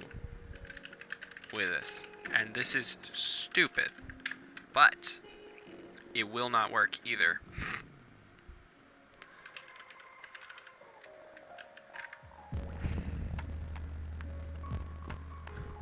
What?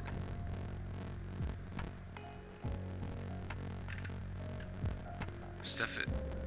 What is the problem? Got string, but expected one of varargs string.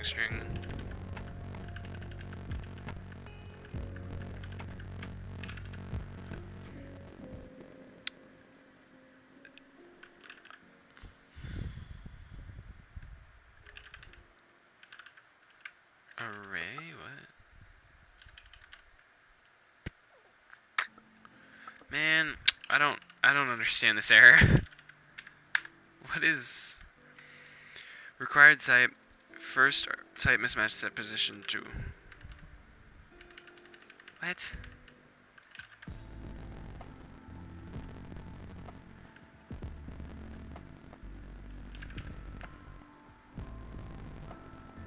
Stuff at 0. Oh.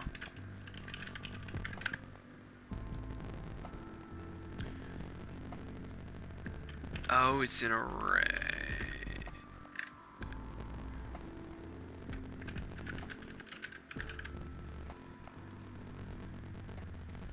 Oh, you have to do that. No? Oh, well, it's still a sequence. It's not. No, I'm not winning, Maeve. I'm losing. I'm sad. I'm just kidding. Well, I'm not. I don't know. Oh, that's like. Oh, it's. Well, duh. It's varargs. You just pass it in. It's not like. Duh. Duh. Duh. Duh.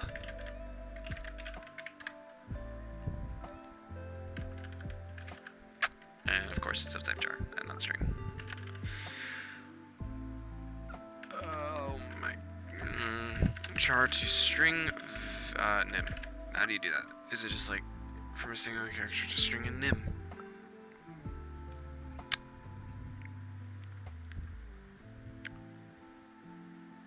Format? From string format, import format. What? Oh, that's cool. Stuff.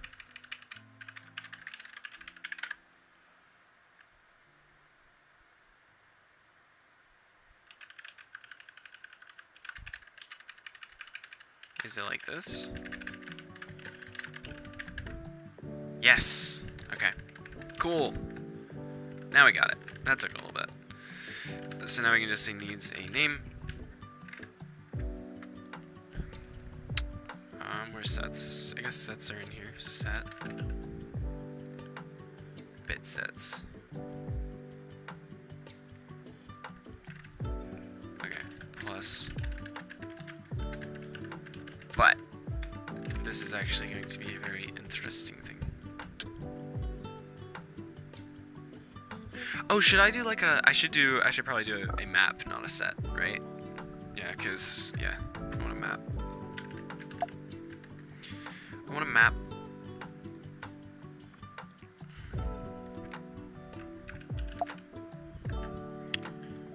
I don't even remember. So, Sim, am I at least going down the right path here?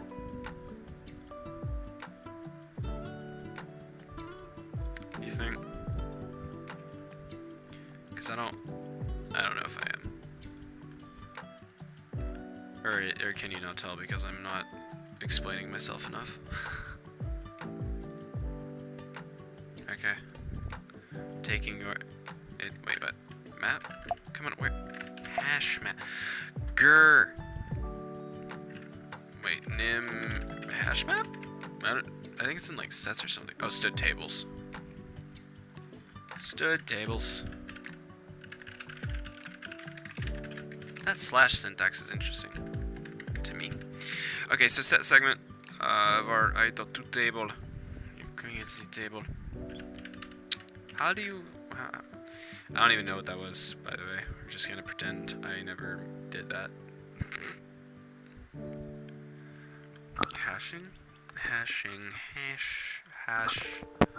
How do I use this? Table. Init table. Oh, okay. Okay. Table of... I want a table of segment to the string that it represents. I think. In Rust, I would... Oh, yeah. Yeah. Stood. Stood is how I say it, and you're never gonna make me change that.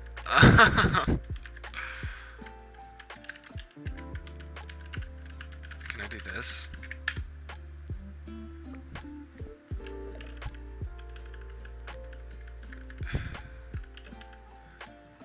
But expression is of type set empty. I don't know, we'll just say init table. Does that work?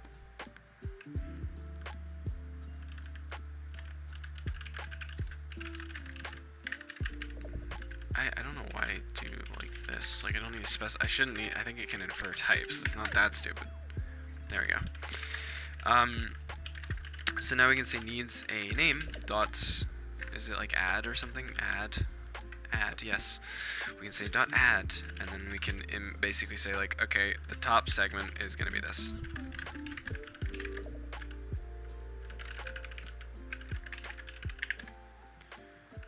Yeah, cool. So there's that done. So we have the top segments. We're closer. We're closer. Okay. So we have the top segment. Now what? Now, 4 and 7, maybe we could do something? Because we know 4 and 7, and then that's 3, and then 3 and magic is... This feels hard-coded, though. This feels like the wrong method, but I don't know the right method, so...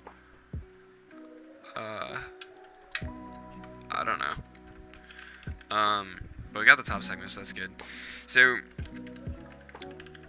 now let's think about this. If we then say, well, okay, like... Oh, actually, you know what? I'm gonna actually do this. So, we know that FVCAD, that's in the example input, right? No, but that's fine. I can just do this.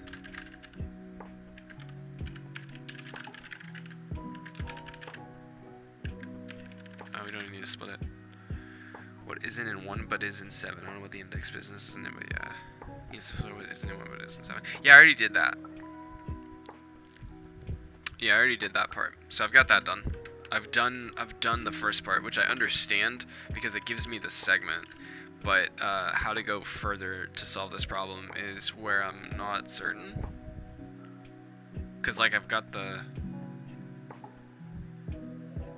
There's no, it's not it's not index based. Definitely not. No, it's definitely not in -1. I wonder if actually nim indexed. Index is 0 based. I don't know. Is it 0 based? I have no idea. Yeah, I did that sim, so I've got that part done. Don't tell me the next step yet. I want to see if I can figure it out myself here for a second, but I'm probably gonna just be like, just tell me, because it's getting late and I want to finish this. But let me get this input real quick. So I want to try something. So what was the one that I was trying to do? FBCAD. FBCAD is in this input. So this is the example input that I want to use, right? And we'll just do this. Boop.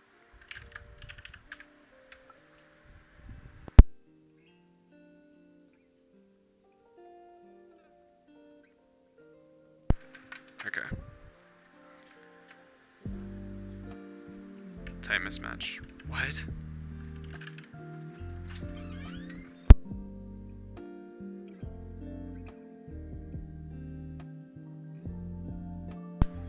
Okay. Right, I need to split this. Oh, no, I got it.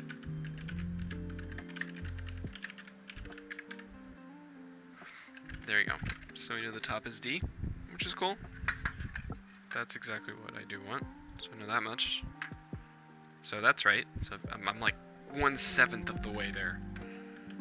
Which feels very, very, very far away. But it's okay. Okay, so now we know that the top, we know that it at least includes the top, and it has AB. So it has the top and the sides, and then 2 more. Top, sides, and then 2 more, which could be either, so it could be, or no. Well, we know it has both of these sides and the top. So top, sides, 2 more. Is that 3 for sure? It is, isn't it? Yeah, it is 3. For sure, yeah, okay. Cool, so to determine, like, we don't know what this is, but we know that these 2 are going to be there. Can we depend on order? Like if I say, like, I know F and then C, like, can I depend on that order? I guess I can, right? Yeah. And then you get the middle and the bottom. I think I just figured this out. So needs a name to add, and so, like, so this is going to be that. Then we want to say var.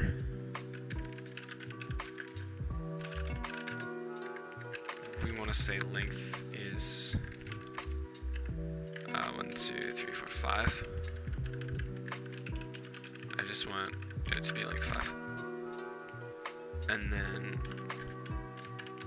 orlen of x equals 3, I think.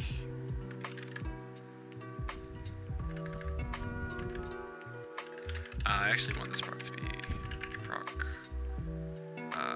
sorter.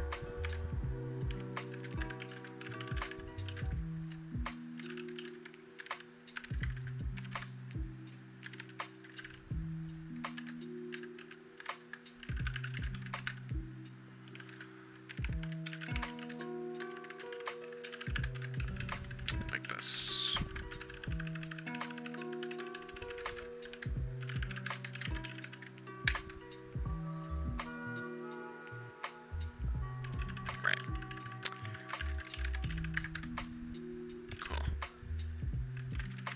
So now, sorter. And if we do echo stuff again, I really need a better name than stuff. Give me a better name than stuff. What should I call it? Let's see. Yeah, so we get... Oh, that's interesting. What? Oh, I just blew into the mic. Probably shouldn't have done that. Oh no, I wanted it 5. Why is it only 1, 2, 3, 4, 5? What? What?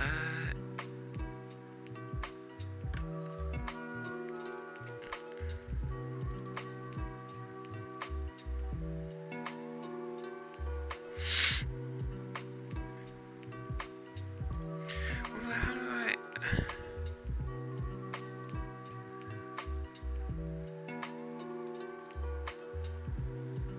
The order is not guaranteed. Darn it.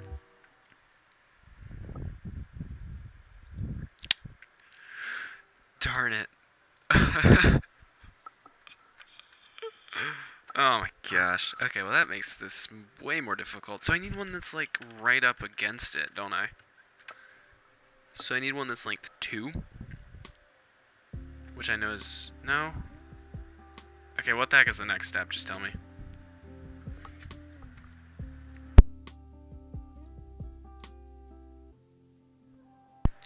Just tell me what the next step is. Because I don't know. I don't know. Stack overflow. That's the next step. Got it. No, I'm just kidding.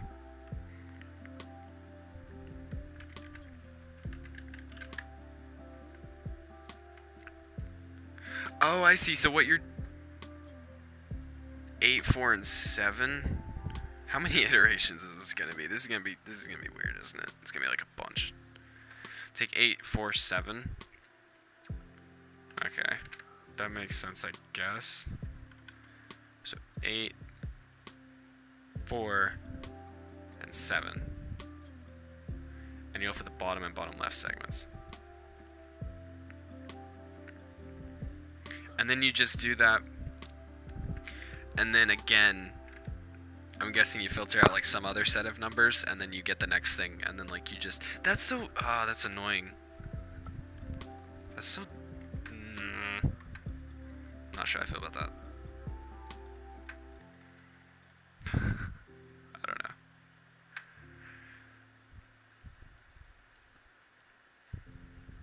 Okay. Well, why not? Why not? I don't like this problem. This problem's annoying and tedious, and I don't like it. I don't like it. It's not just because I can't solve it. Okay, tell me the big brain way. What's the big brain way? Because this is the small brain way.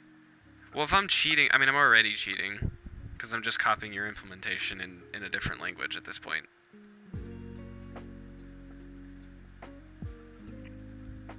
Like, how big brain is it? Is it like I'm gonna be done in 5 minutes? Because if it's that, I want it.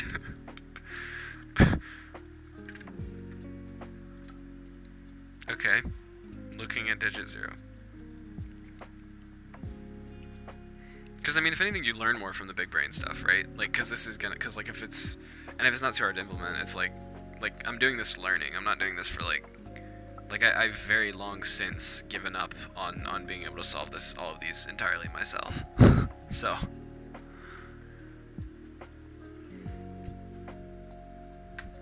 Three segments from 4 and 2 segments from 1.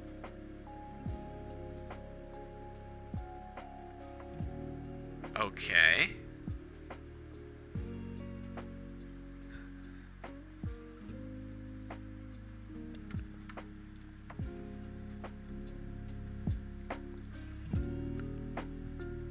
And?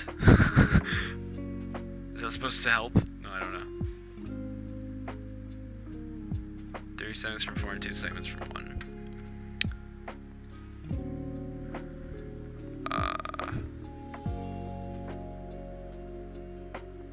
It's been over a second. No, I'm just kidding.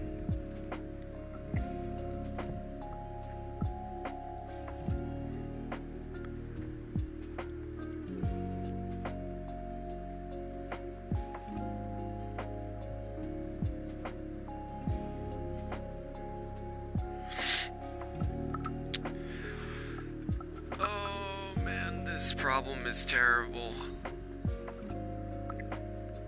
This problem is one of those, like, you're gonna hate yourself after it kind of a problem. Like, I don't...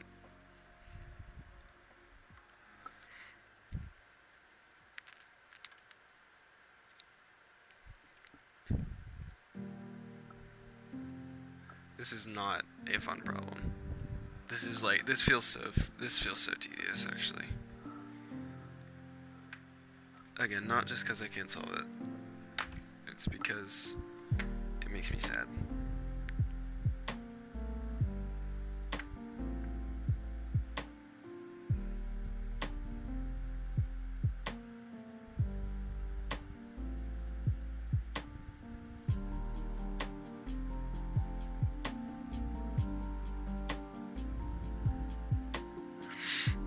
Yeah, I just want to be done with this, honestly.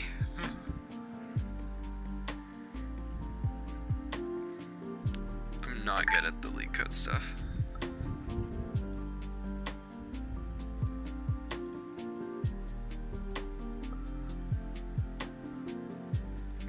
Oh, maybe I shouldn't have, like, just, like, YOLO clicked that. I got it. Yeah.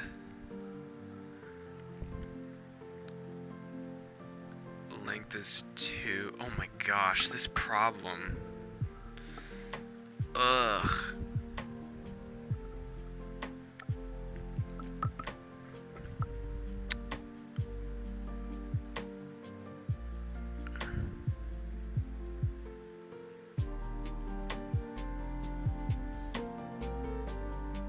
I'm trying to understand this input. Oh, okay. Well, this is basically what you did. This isn't that big brain. This is basically what you were telling me.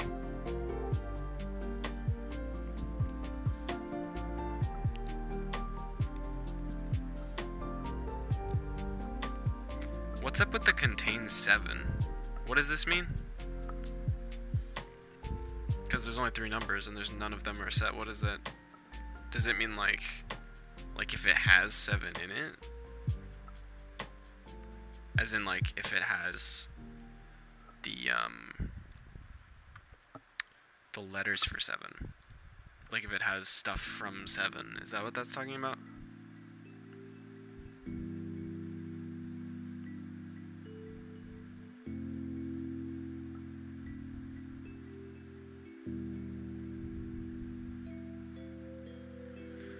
Overlaps the 7 fully. Meaning like it's a sublist.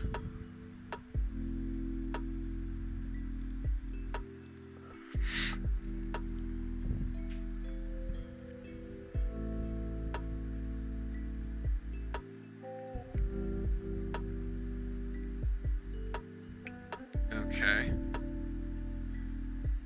Let's implement this then. Let's try. See what I can come up with. Because I want to be done. And it covers the same as the 7, it has to be a 3. Oh, that's interesting.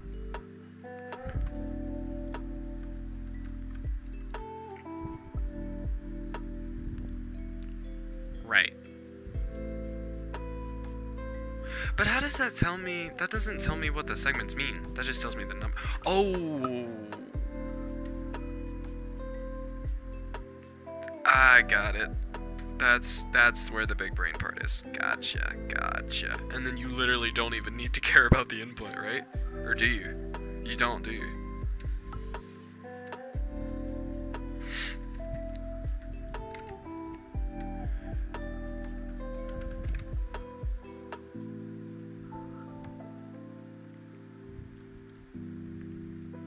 You just look at the output, can't you? Right? I don't know. The stream, like the delay is getting me. Okay, we'll do that then. We're just gonna like comment this out for now, I guess. We'll just like comment this out and then copy, because I'm weird. This is how I create new, like when I'm like trying a different implementation or something. Because Git isn't a thing. Like Git doesn't exist. 1478 from your inputs. Oh. input. Gotcha. Okay. I got it. I got this.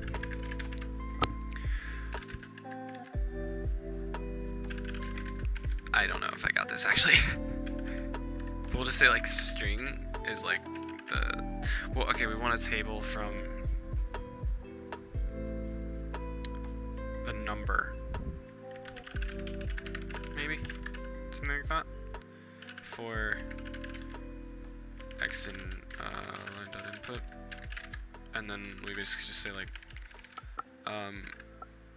yeah, let L. Oh wow.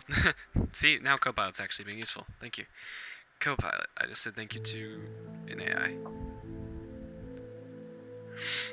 So we'll say like var sum. No, yes, something like this. So line.input, we get the unique numbers. What is x? Oh, right, yeah. Okay, never mind. I got it. So so what we'll do is we're just gonna get those from the input, and then what we'll do is for x in line.output, maybe we'll basically just say, and then we'll just say like the var sum equals this, like that. Let's see if this works. So if the length is 2, obviously we know it's 1. We know these guys, right? If the length is 5, if case L of 5, right? That's a semicolon.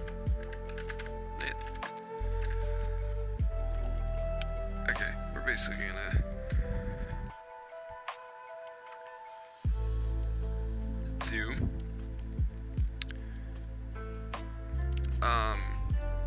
2, 3, 5. If it contains 7, so if 7 is a substring, so like is that a function I can use?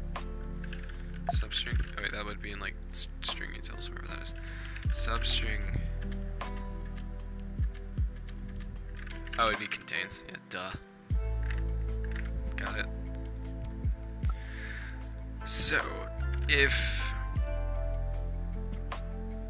table, or no, if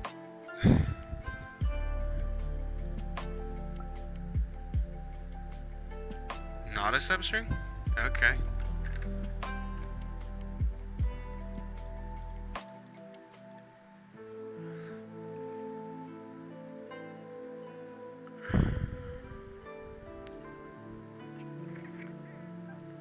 How do we find it without it being a substring?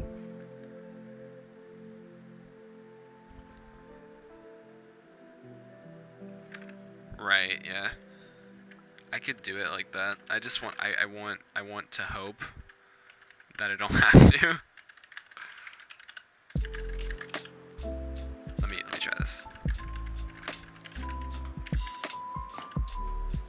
Like law.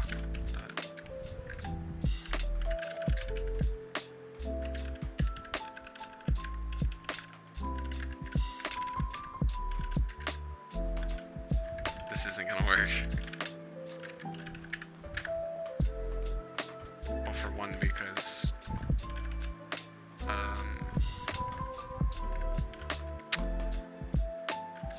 ow.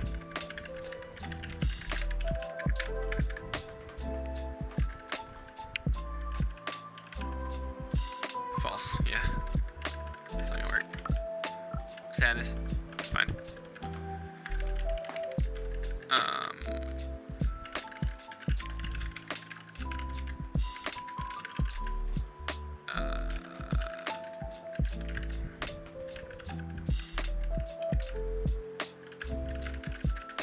This is the worst naming ever, but it's okay. So we're just gonna say like string contains, you know, like other. Well, actually, we can just do this other. Both strings return a bool for. Is there like a zip function? Zip? I don't know. zip. No, it'd be in CQtils, but I don't know.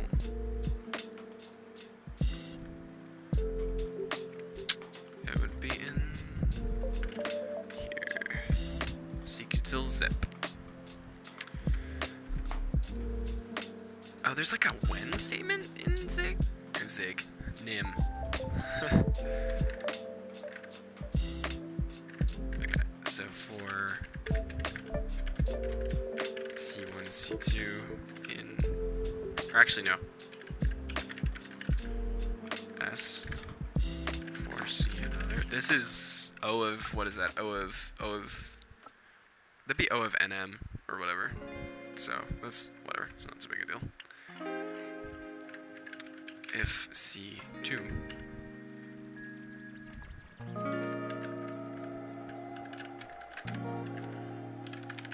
Well, so basically we'll just do it like this. We'll just say return false, and then if, but basically like, do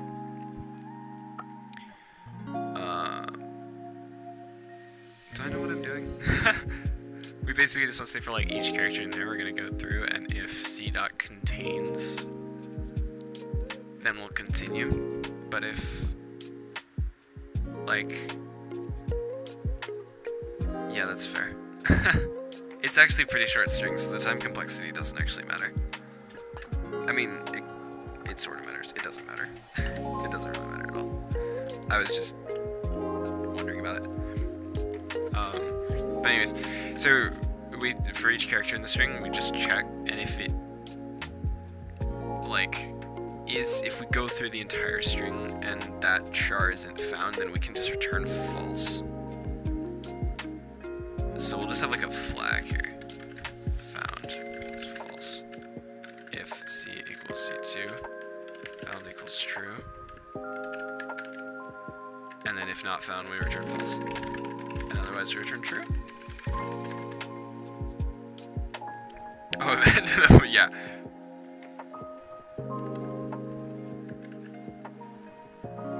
Oh, well, you could filter and then just check if the length was...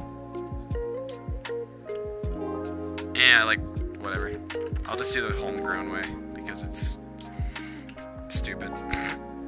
We'll just say, like, bleh.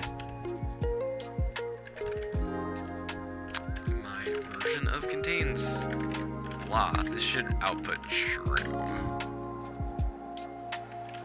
Well, invalid indentation? Oh my gosh. Where's the invalid indentation?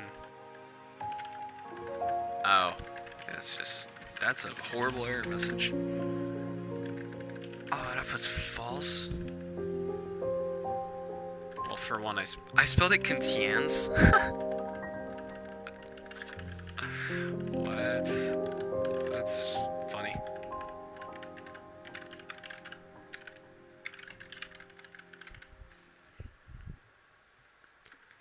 If not found, return false. Otherwise, we go through and return true. For C2 and other. If C equals C2.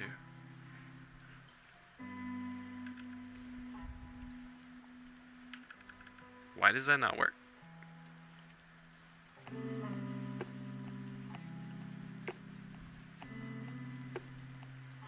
I'm sitting here debugging this application. I could do filter, but because I mean you just like do filter and then you just check if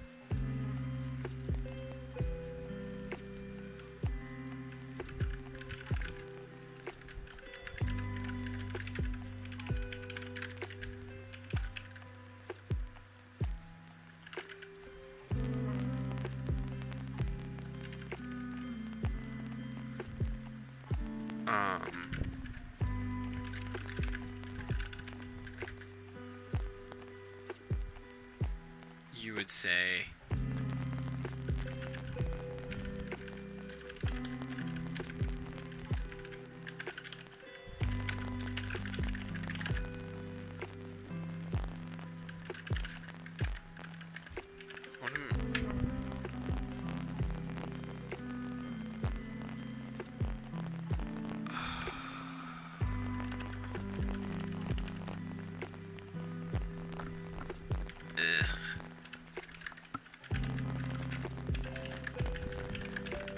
Why does that return false?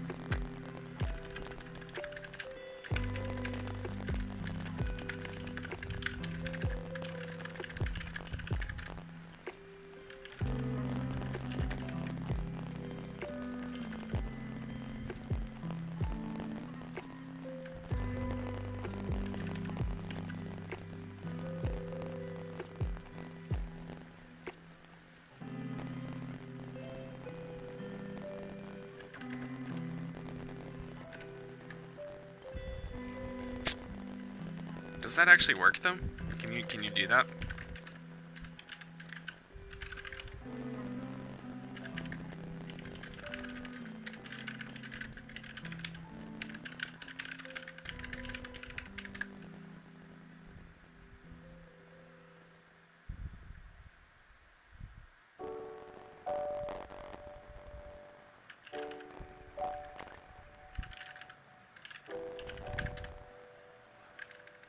Why does that not work?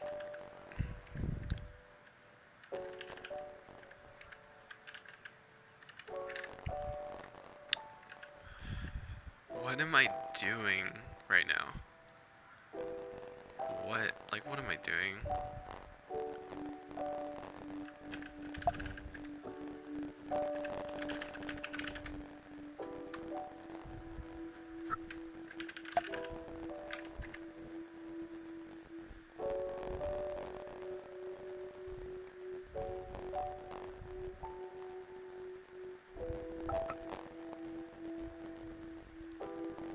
I feel like that would work.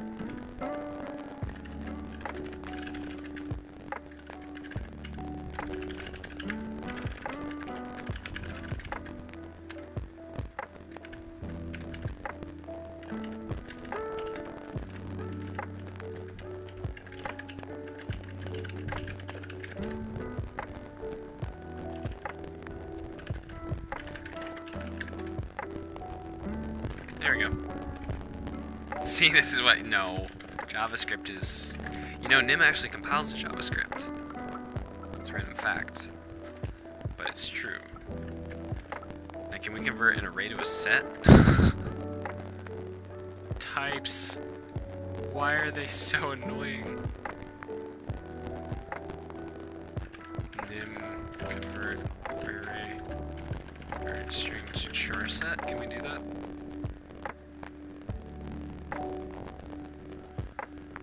Oh, you can do items and then dot, like, does that work? To set law dot items.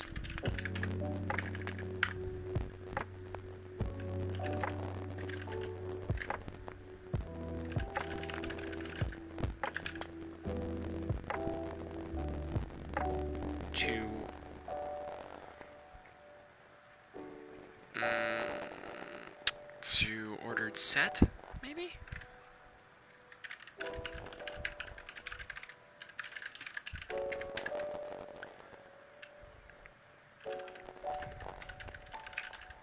Oh, I guess that's well, it's inputting stood sets would help. But hash tables? Oh, we just want int sets. How do we do? Where's the nim manual when you need it? Sets.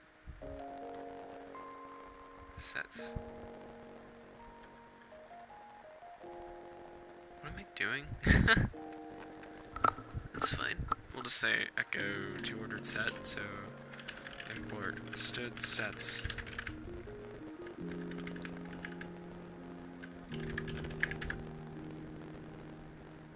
Items for type string. What?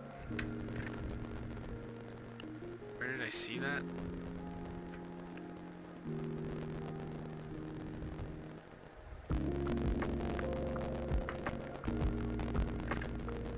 Oh. Is this actually... Can I do that? Oh wow, okay, that works.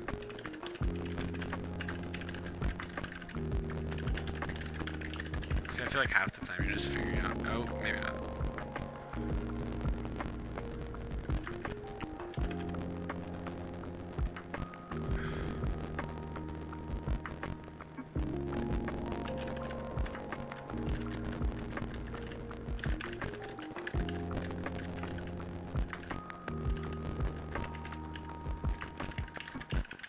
If this was JavaScript, I'd probably be done. I'm not gonna lie. Actually, I don't know about that. Ordered set, and then this is just a set. What? Why isn't it like this?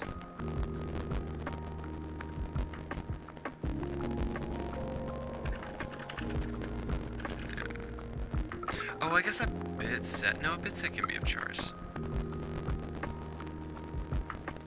Here you go.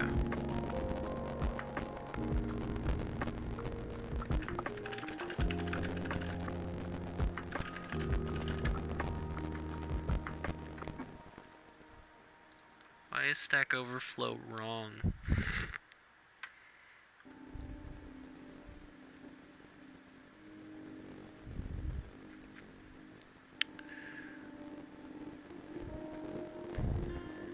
They are different types, but I don't know how to turn them into the same type. Oh! Is that a... Are you kidding me right now? Are you kidding me right now? Don't tell me this actually works.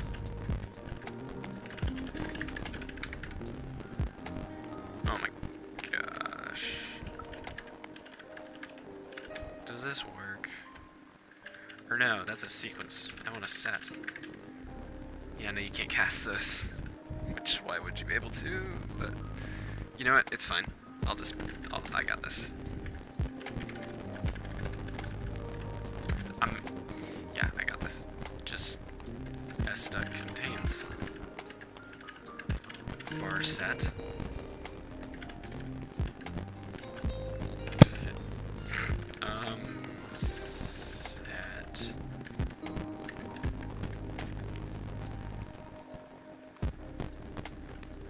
It's just gonna be set a char. And then we'll just for char and other.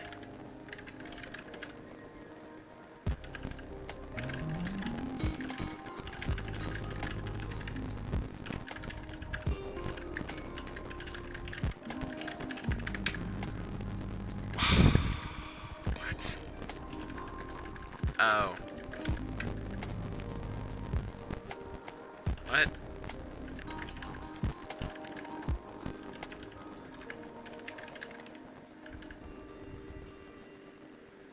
Char, but expect one of.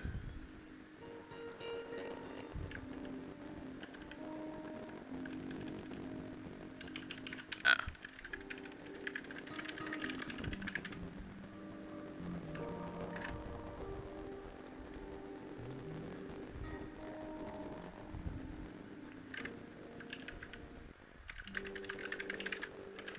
I forgot that. It's weird.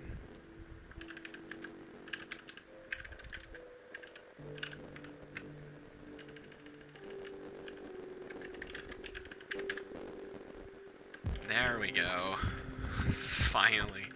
That was horrible. Okay. We're gonna pretend that didn't happen. Wow, okay. If... I don't even... Yeah, no.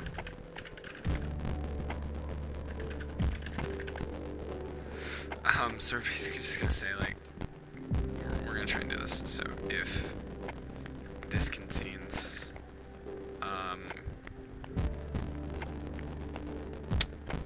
7, which would be a 7, yeah. Table is 7. Then we say sum equals sum, and we know it's a 3, right? I think so. Intersects 4 in 3 places? Oh my gosh.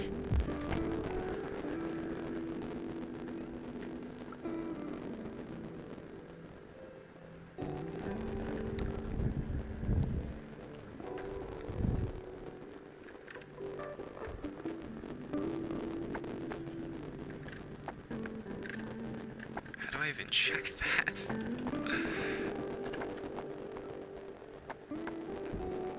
Oh, I guess you could just see like a fold. Yeah. Whatever. Yeah, it's probably better, but it's fine. Yeah, I guess I'll just do filter. Never mind. Fine. Fine. So is it? Are 7 and 3? 7 and 3 are the same length though. But you can just check the length at the end, I guess. Yeah, that's fine.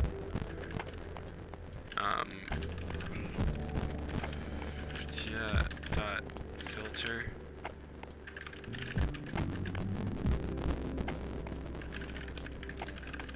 Oh, it's a chart. That would make sense.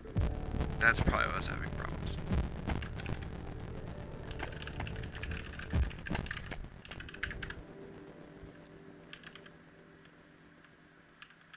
I hate how it gives an error of poor indentation when you just haven't added parts to it. Oh, you have to filter not, duh. Not. F, and then you just count the length of that. That's better. Okay. That works. Oh my gosh. Filter, proc, extra, bool equals not. And then we basically just want to say like, table at 7. Dot contains X. X2. When you don't know what to call an identifier. Now we just say x filter proc x2 char bool equals. Then we just say if x filter equals not table at 4 dot contains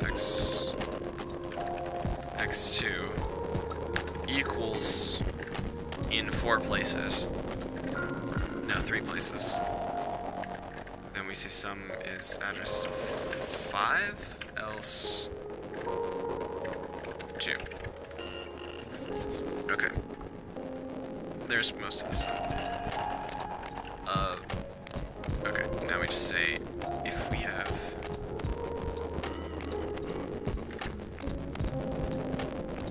it's still of like 5. Or no, it's of like 6. Yeah. If x dot filter x2 char bool equals not table at this point, this problem, you know, honestly, I don't care. I just want it to be solved. I don't even care. Like, I mean, I do care. Like, I'm not a huge fan of this, like, just copying stuff. I mean, I'm still writing the code, but, like, you know, it feels cheap.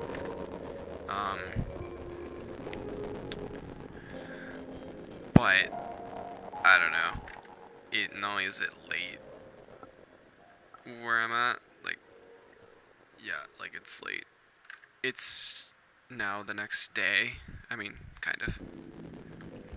But also, like, I don't know. This is the kind of problem that just, I don't know. I don't know if I care enough to, like, try and, like, really spend a lot of time trying to figure it out, you know?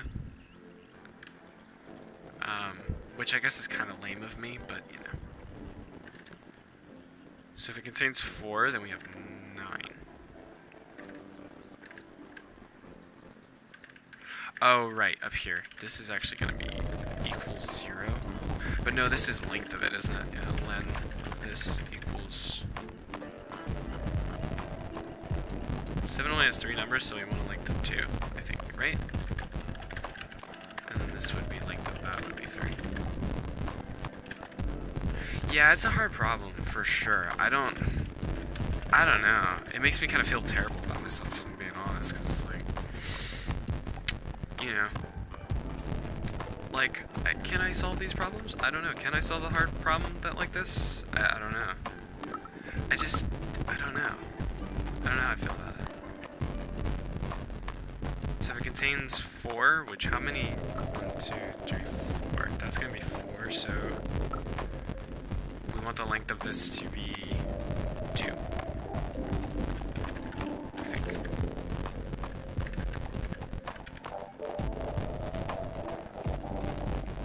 number 4. It's the number... Table at 4 is the number with 4 segments. Oh, I see what you're... Never... Yeah, oh, right. Thank you. What? How many segments does 4 have? Oh, it does have 4, right? It's the same. Well, it's the same difference. It is the latter, but it's the same difference. But 7, that's going to be a problem because 7 is actually 3. I'm actually going to change that because that's not... I don't like that.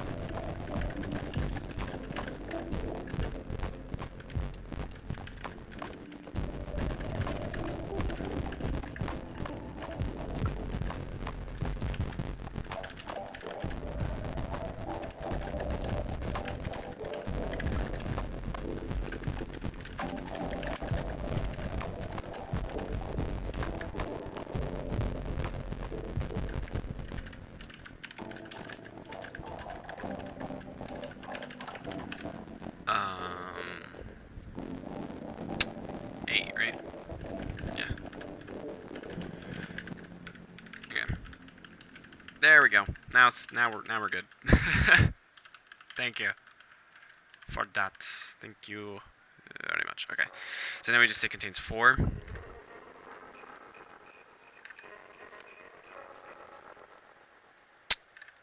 Then it's 9. And then if we filter it out, and if it contains 7,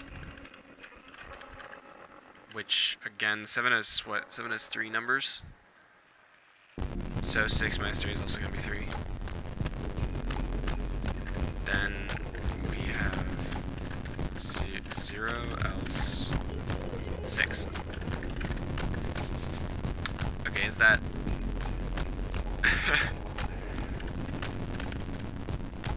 sums.add sum.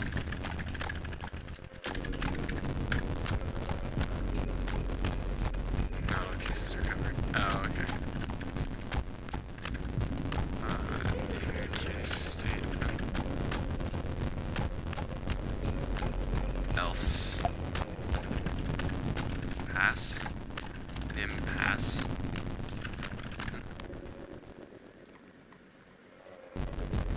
Discard.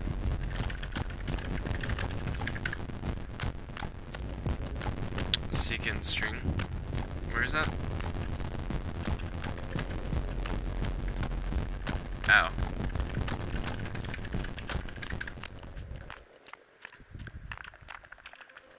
Alright, because I also have to change this.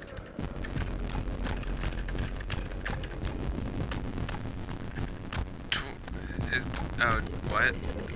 Did I oh.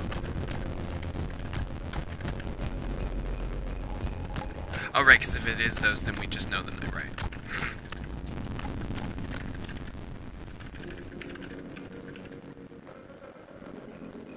Well, there isn't one of one. Yeah, whatever. If the length is 2, then we can just say sum is 1 of 3, 7 of 4 is going to be 4, and of 7 is going to be 8. Right? Did I do this right?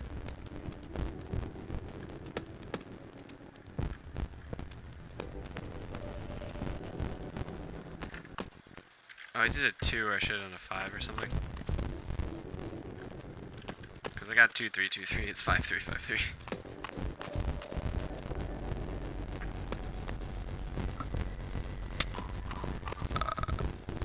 Yeah. If it intersects 4 in 3 places.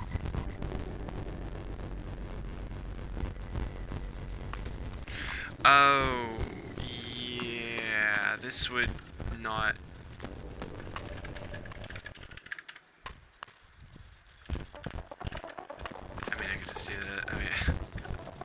I don't think this will actually work, but I want to try it anyways.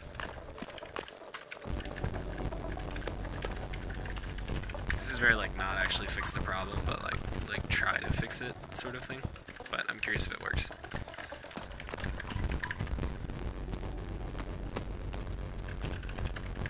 I don't know why I made these strings. That's just stupid, but...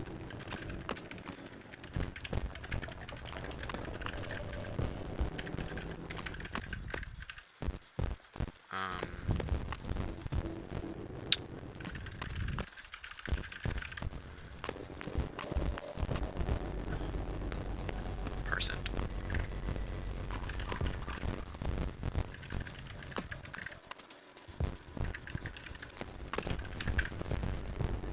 There you go. Dot is sum a thing.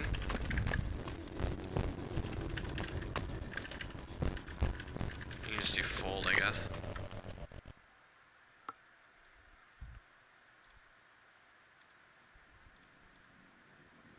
I don't like this problem.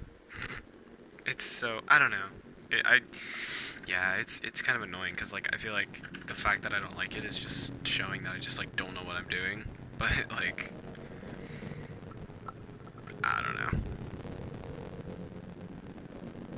Full sequence operation.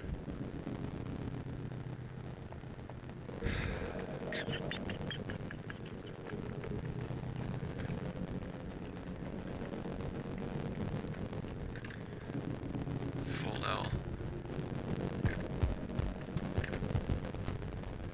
A plus B. Is that the right answer? I sure do freaking hope so.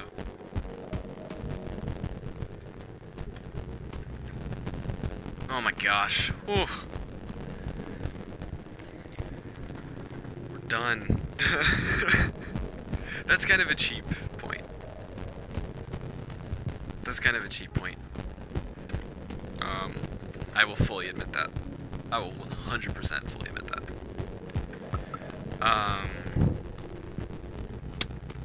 Yeah, that was fun. Not at all. I might go back and actually analyze that problem a bit more, and like not now, but I might go back and actually analyze that problem a bit more and see why why that solution worked and everything.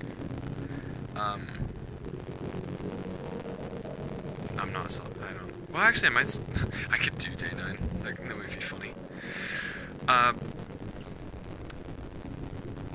Parts are even still volcanically access monitors for you must move close to the case, you might be able to avoid it and be that much safer. Submarine generates a height map of the 4 of the nearby case for you. Your puzzle inputs move close to the lowest point of the area's in, for example, consider falling there. Each number corresponds to the height of a particular location, where 9 is the highest and 0 is the lowest a location can be. The first goal is to find the low points, the locations that are lower than its adjacent locations. Most locations have 4 adjacent locations, up, down, left, right. What? Locations on the edge or corner of the map of 3 are 2 adjacent locations respectively. The locations do not count as adjacent.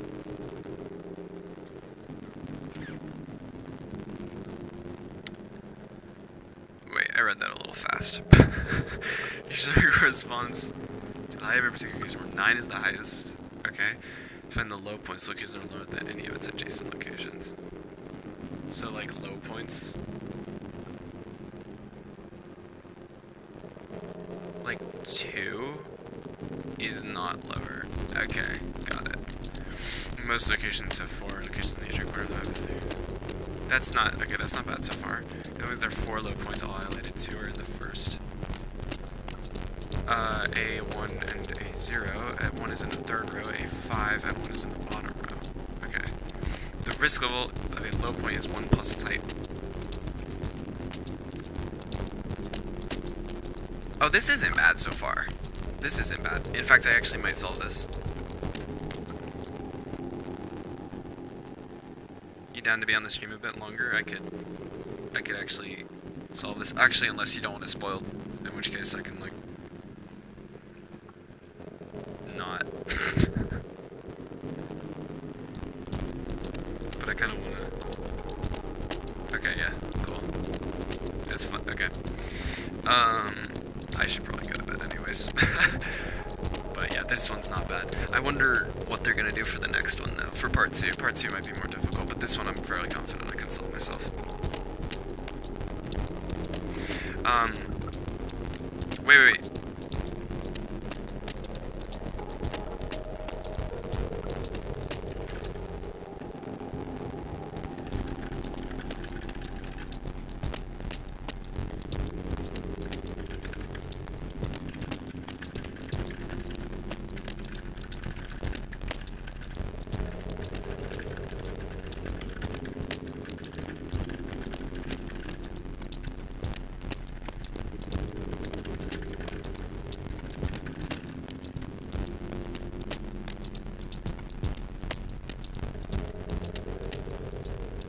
Yeah, part 1 was so easy. Yeah, part 1 was so easy. Oh my gosh.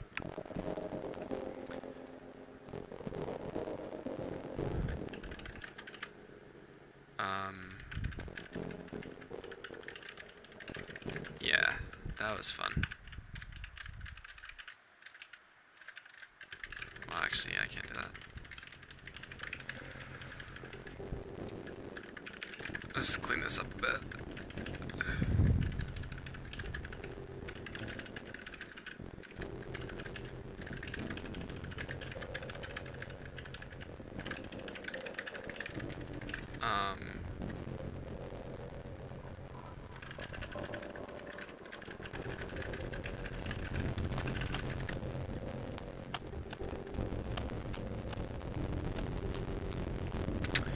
Yeah. Okay. Cool. So let's see how fast solution is. And I always do that. How fast is it? Okay, it's actually pretty quick. Nim is fast. I assume this is probably about as fast as you're gonna get for, you know, I mean, how do you disable the GC? Nim disable GC. I don't remember how to do that. Dash. None. Oh wait, whoops.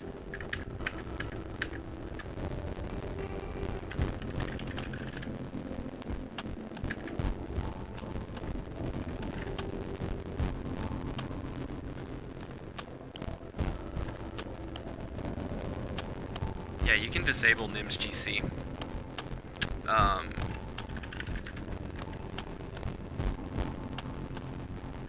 Which is actually really, really cool.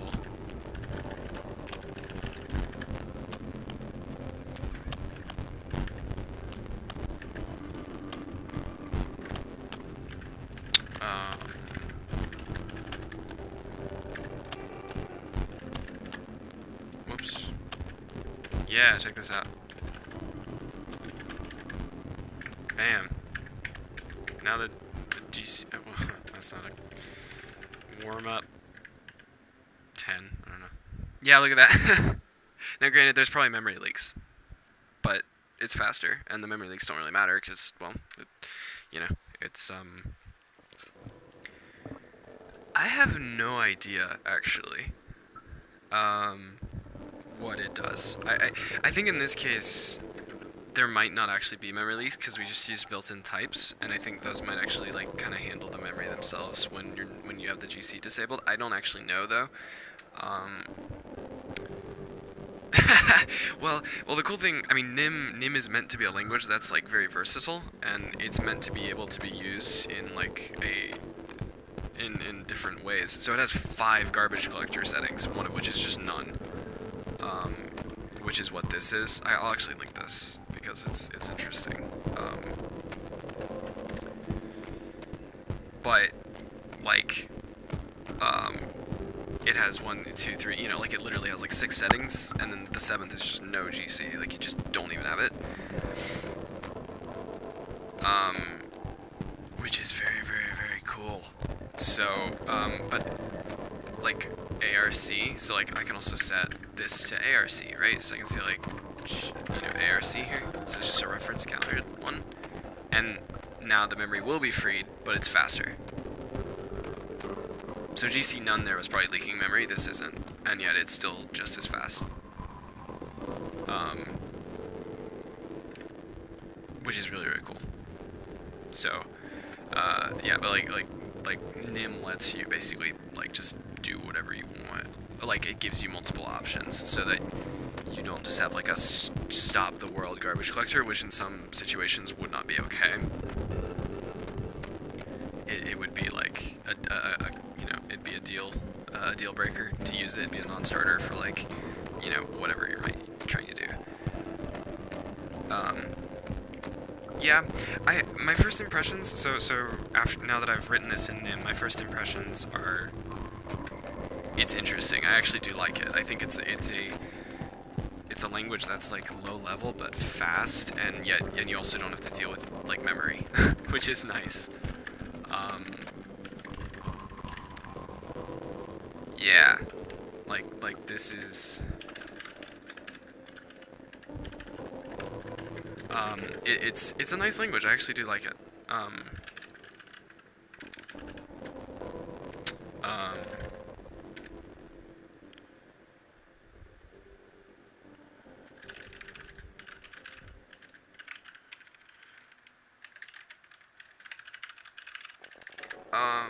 But like, yeah, like nim, I think it's interesting. I mean, the syntax and stuff is nice. I like it. This is weird. But everything else I'm pretty okay with. It's a nice language that I think, I think it's good. I like it. It's fast. Oh, I'm not even building in release mode.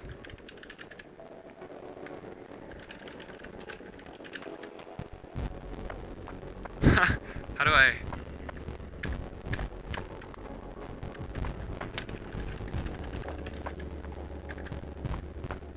How do I do that? Dash opt. Oh, why do I keep...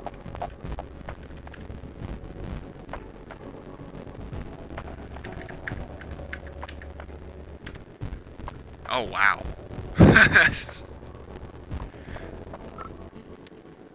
That's faster. Okay, so this is what you don't do. Oh, that was terrible. Headphone users. Yeah, that's fast. Okay. Wow. I wonder what it's like opt, but without the ARC setting. So if it's just normal GC option. Without that? Yeah, so it's slower, but it's not that much slower. That's cool. That's actually really, I mean, that is really, really good. In terms of performance, I think. I mean, obviously I don't have anything to compare it to, but I'm assuming that Rust would be about the same. Which is my standard, I guess. So, yeah, I like nim. It's performant, but it's like Python. It's like fast Python or something. I don't know, like fast compiled Python, which I guess is what they were going for. And like if Python was typed and a little weird, weirder than normal, you know, like with this stuff. But yeah, that's quick. Oh, and it was only 200 filters, so I mean we could increase that. Which, like, I don't know. But that's, I mean, over multiple runs. That's interesting. Yeah, I like this. I'm a fan of nim. So let's commit this, actually, in any case. What did I do day 5? Oh, yeah, okay.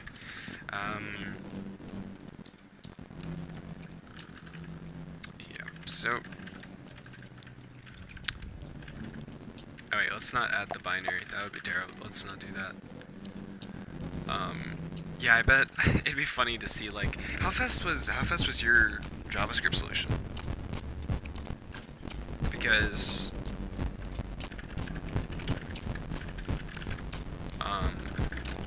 it'd be interesting to see the difference there.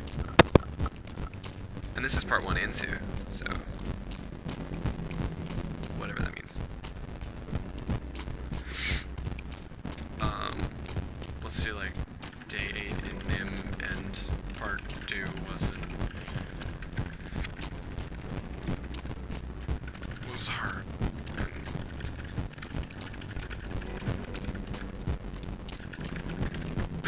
That's a comment message. Okay, there we go. So / advent of code. So there you go. There is day 2, or day 8 in Nim. And yeah, first impressions, I'm pretty happy with it. I think it's a good language. It's interesting. It's not,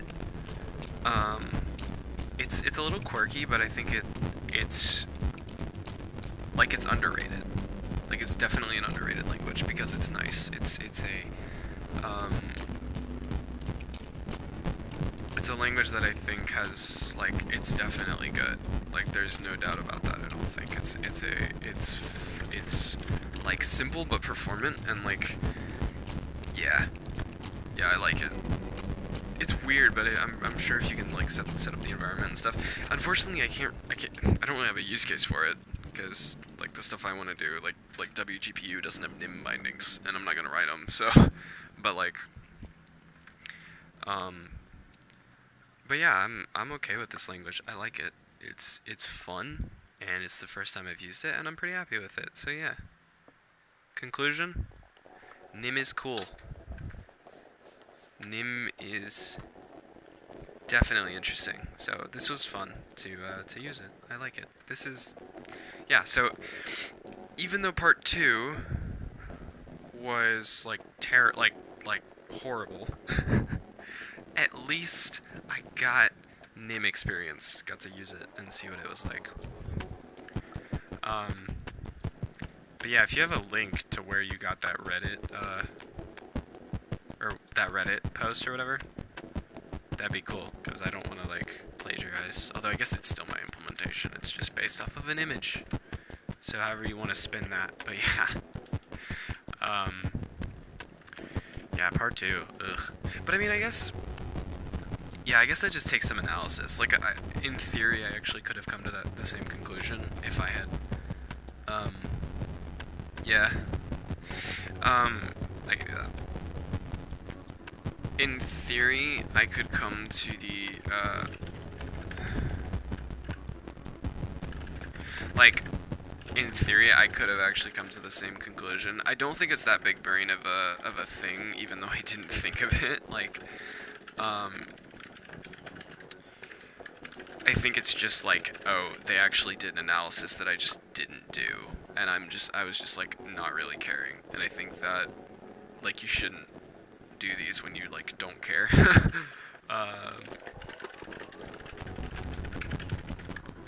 Because like, what's the point at that point?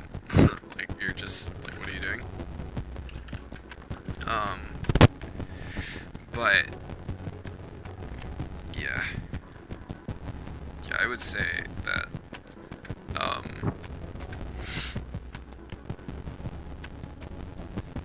yeah, I think if you just analyze it like a what shell? ZSH. Yeah. Oh, you mean shell? Duh. That's not what you were asking. Not ZSH. The prompt. Yeah. Duh. I don't remember what prompt it is. Power level 10k. That was what it was. Let me find that actually.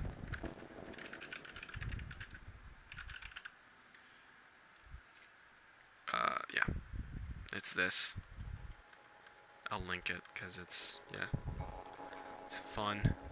It's fast. I think the reason actually, I want to say MJ told me or mentioned this. Thank you.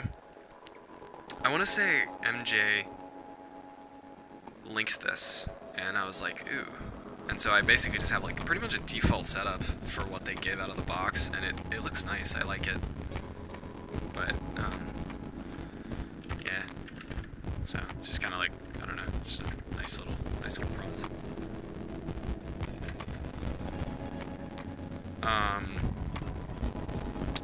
Yeah, but I think I should have just done the analysis of like what numbers were what and like really thought about it more, and I think I probably could have come to the same conclusion. I want to believe that anyways. I want to believe I'm a good enough programmer and problem solver to have been able to do this myself, but I didn't. So, rip. That's okay. Because I didn't really do that on, what was the one I didn't do? I think the bingo one I also, yeah, the bingo one I used Dunn's implementation, so I was like, you know, yeah, I used his because I was like, I don't know. I think, well, it was because of the brute force, and then he just like helped with that. But anyways, so I had a better implementation because I just used whatever he said.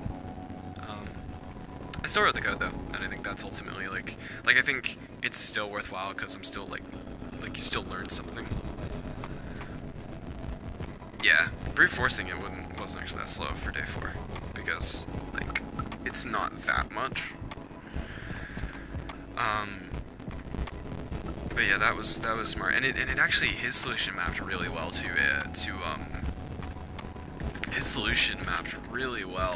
functional, right? Like this mapped really pretty well, you know, because you just like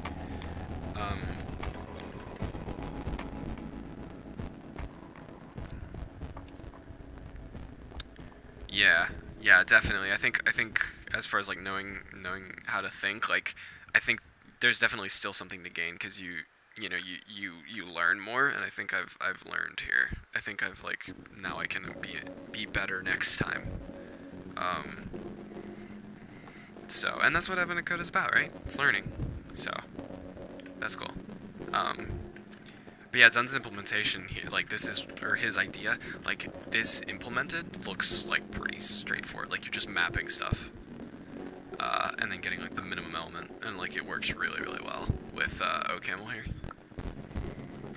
But yeah. So total solution though, 102 lines, not terrible.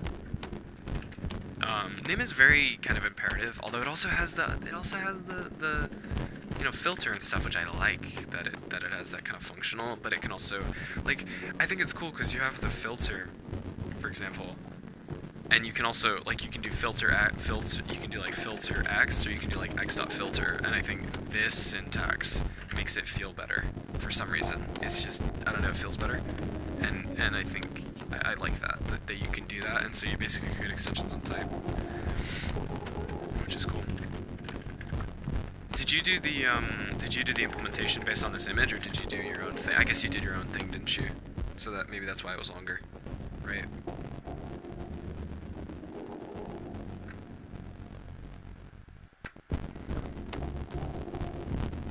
Yeah, so like the filter, like those sorts of higher order functions are so nice. Like those are so nice. I really do like the higher order functions, and that's why, like, ever since I like got into functional programming for a while, I use them all the time. Like, I love them. Which is why languages like Zig I feel kind of like, because I have to do it myself, and that's like, I'm not a big fan of that, because I just like the general case is like you can do so much with it. Same thing with like fold. Like my closure solution for, what was it, day 6, I think? Yeah, like my day 6 solution was this, and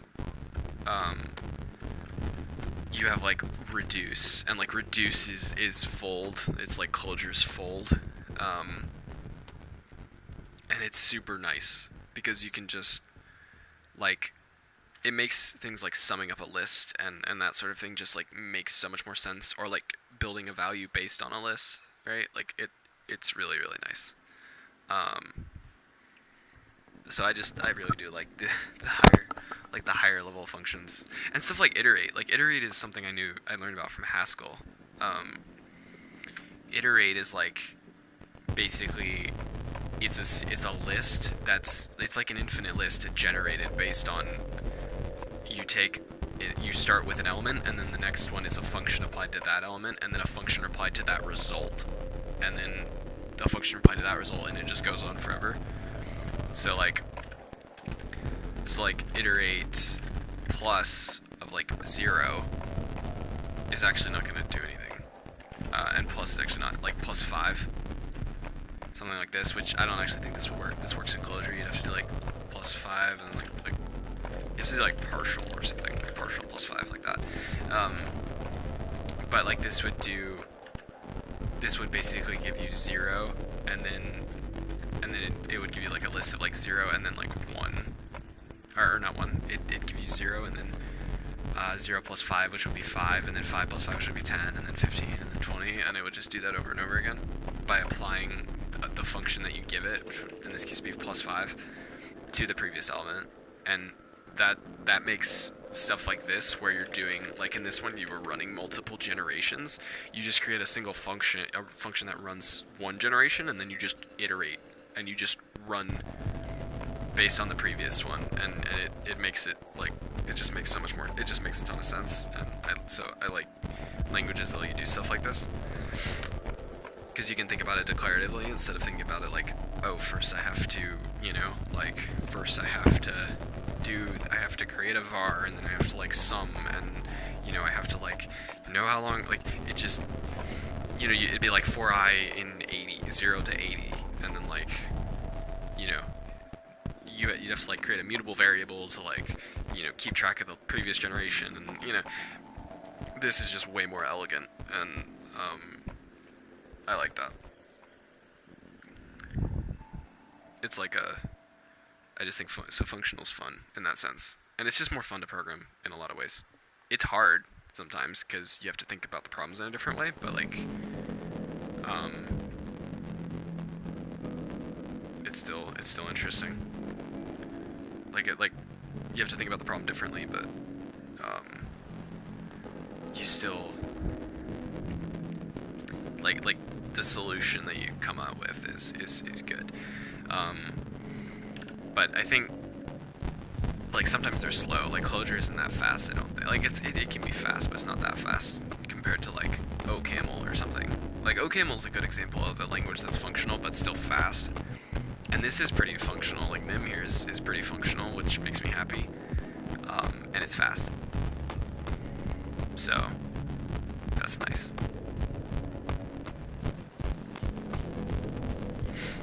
But, yeah. Anyways, thank you for the help, for sure, because that was, I'm not sure I would have solved that by myself. Oh my gosh, it's terrible. I feel like I could have, but my brain, like, you get stuck in, like, I'm not thinking about this way of solving the problem, and, like, you get stuck in a certain mindset, and you're not thinking outside the box of, like, okay, how could I do this elegantly, efficiently? And I think that's one thing that Abundant Code shows, is, like, how to you gotta think differently, like, which is kind of a programming thing in general. Yeah. Anyways, I should probably end the stream. I'm gonna put...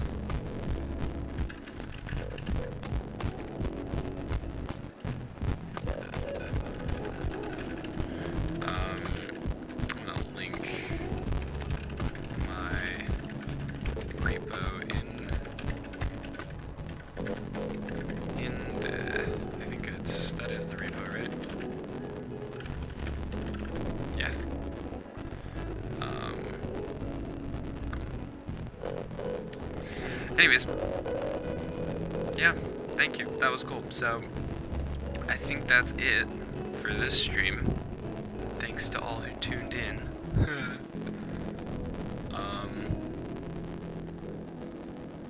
Yeah, cool. That was fun. I enjoyed that. I might do more of this stuff. I'll probably do a stream for, like, porting MSDF gen and, like, working on the GUI that I want to build and stuff, because this is kind of fun to do, so I might do that. Anyways, but yeah, later.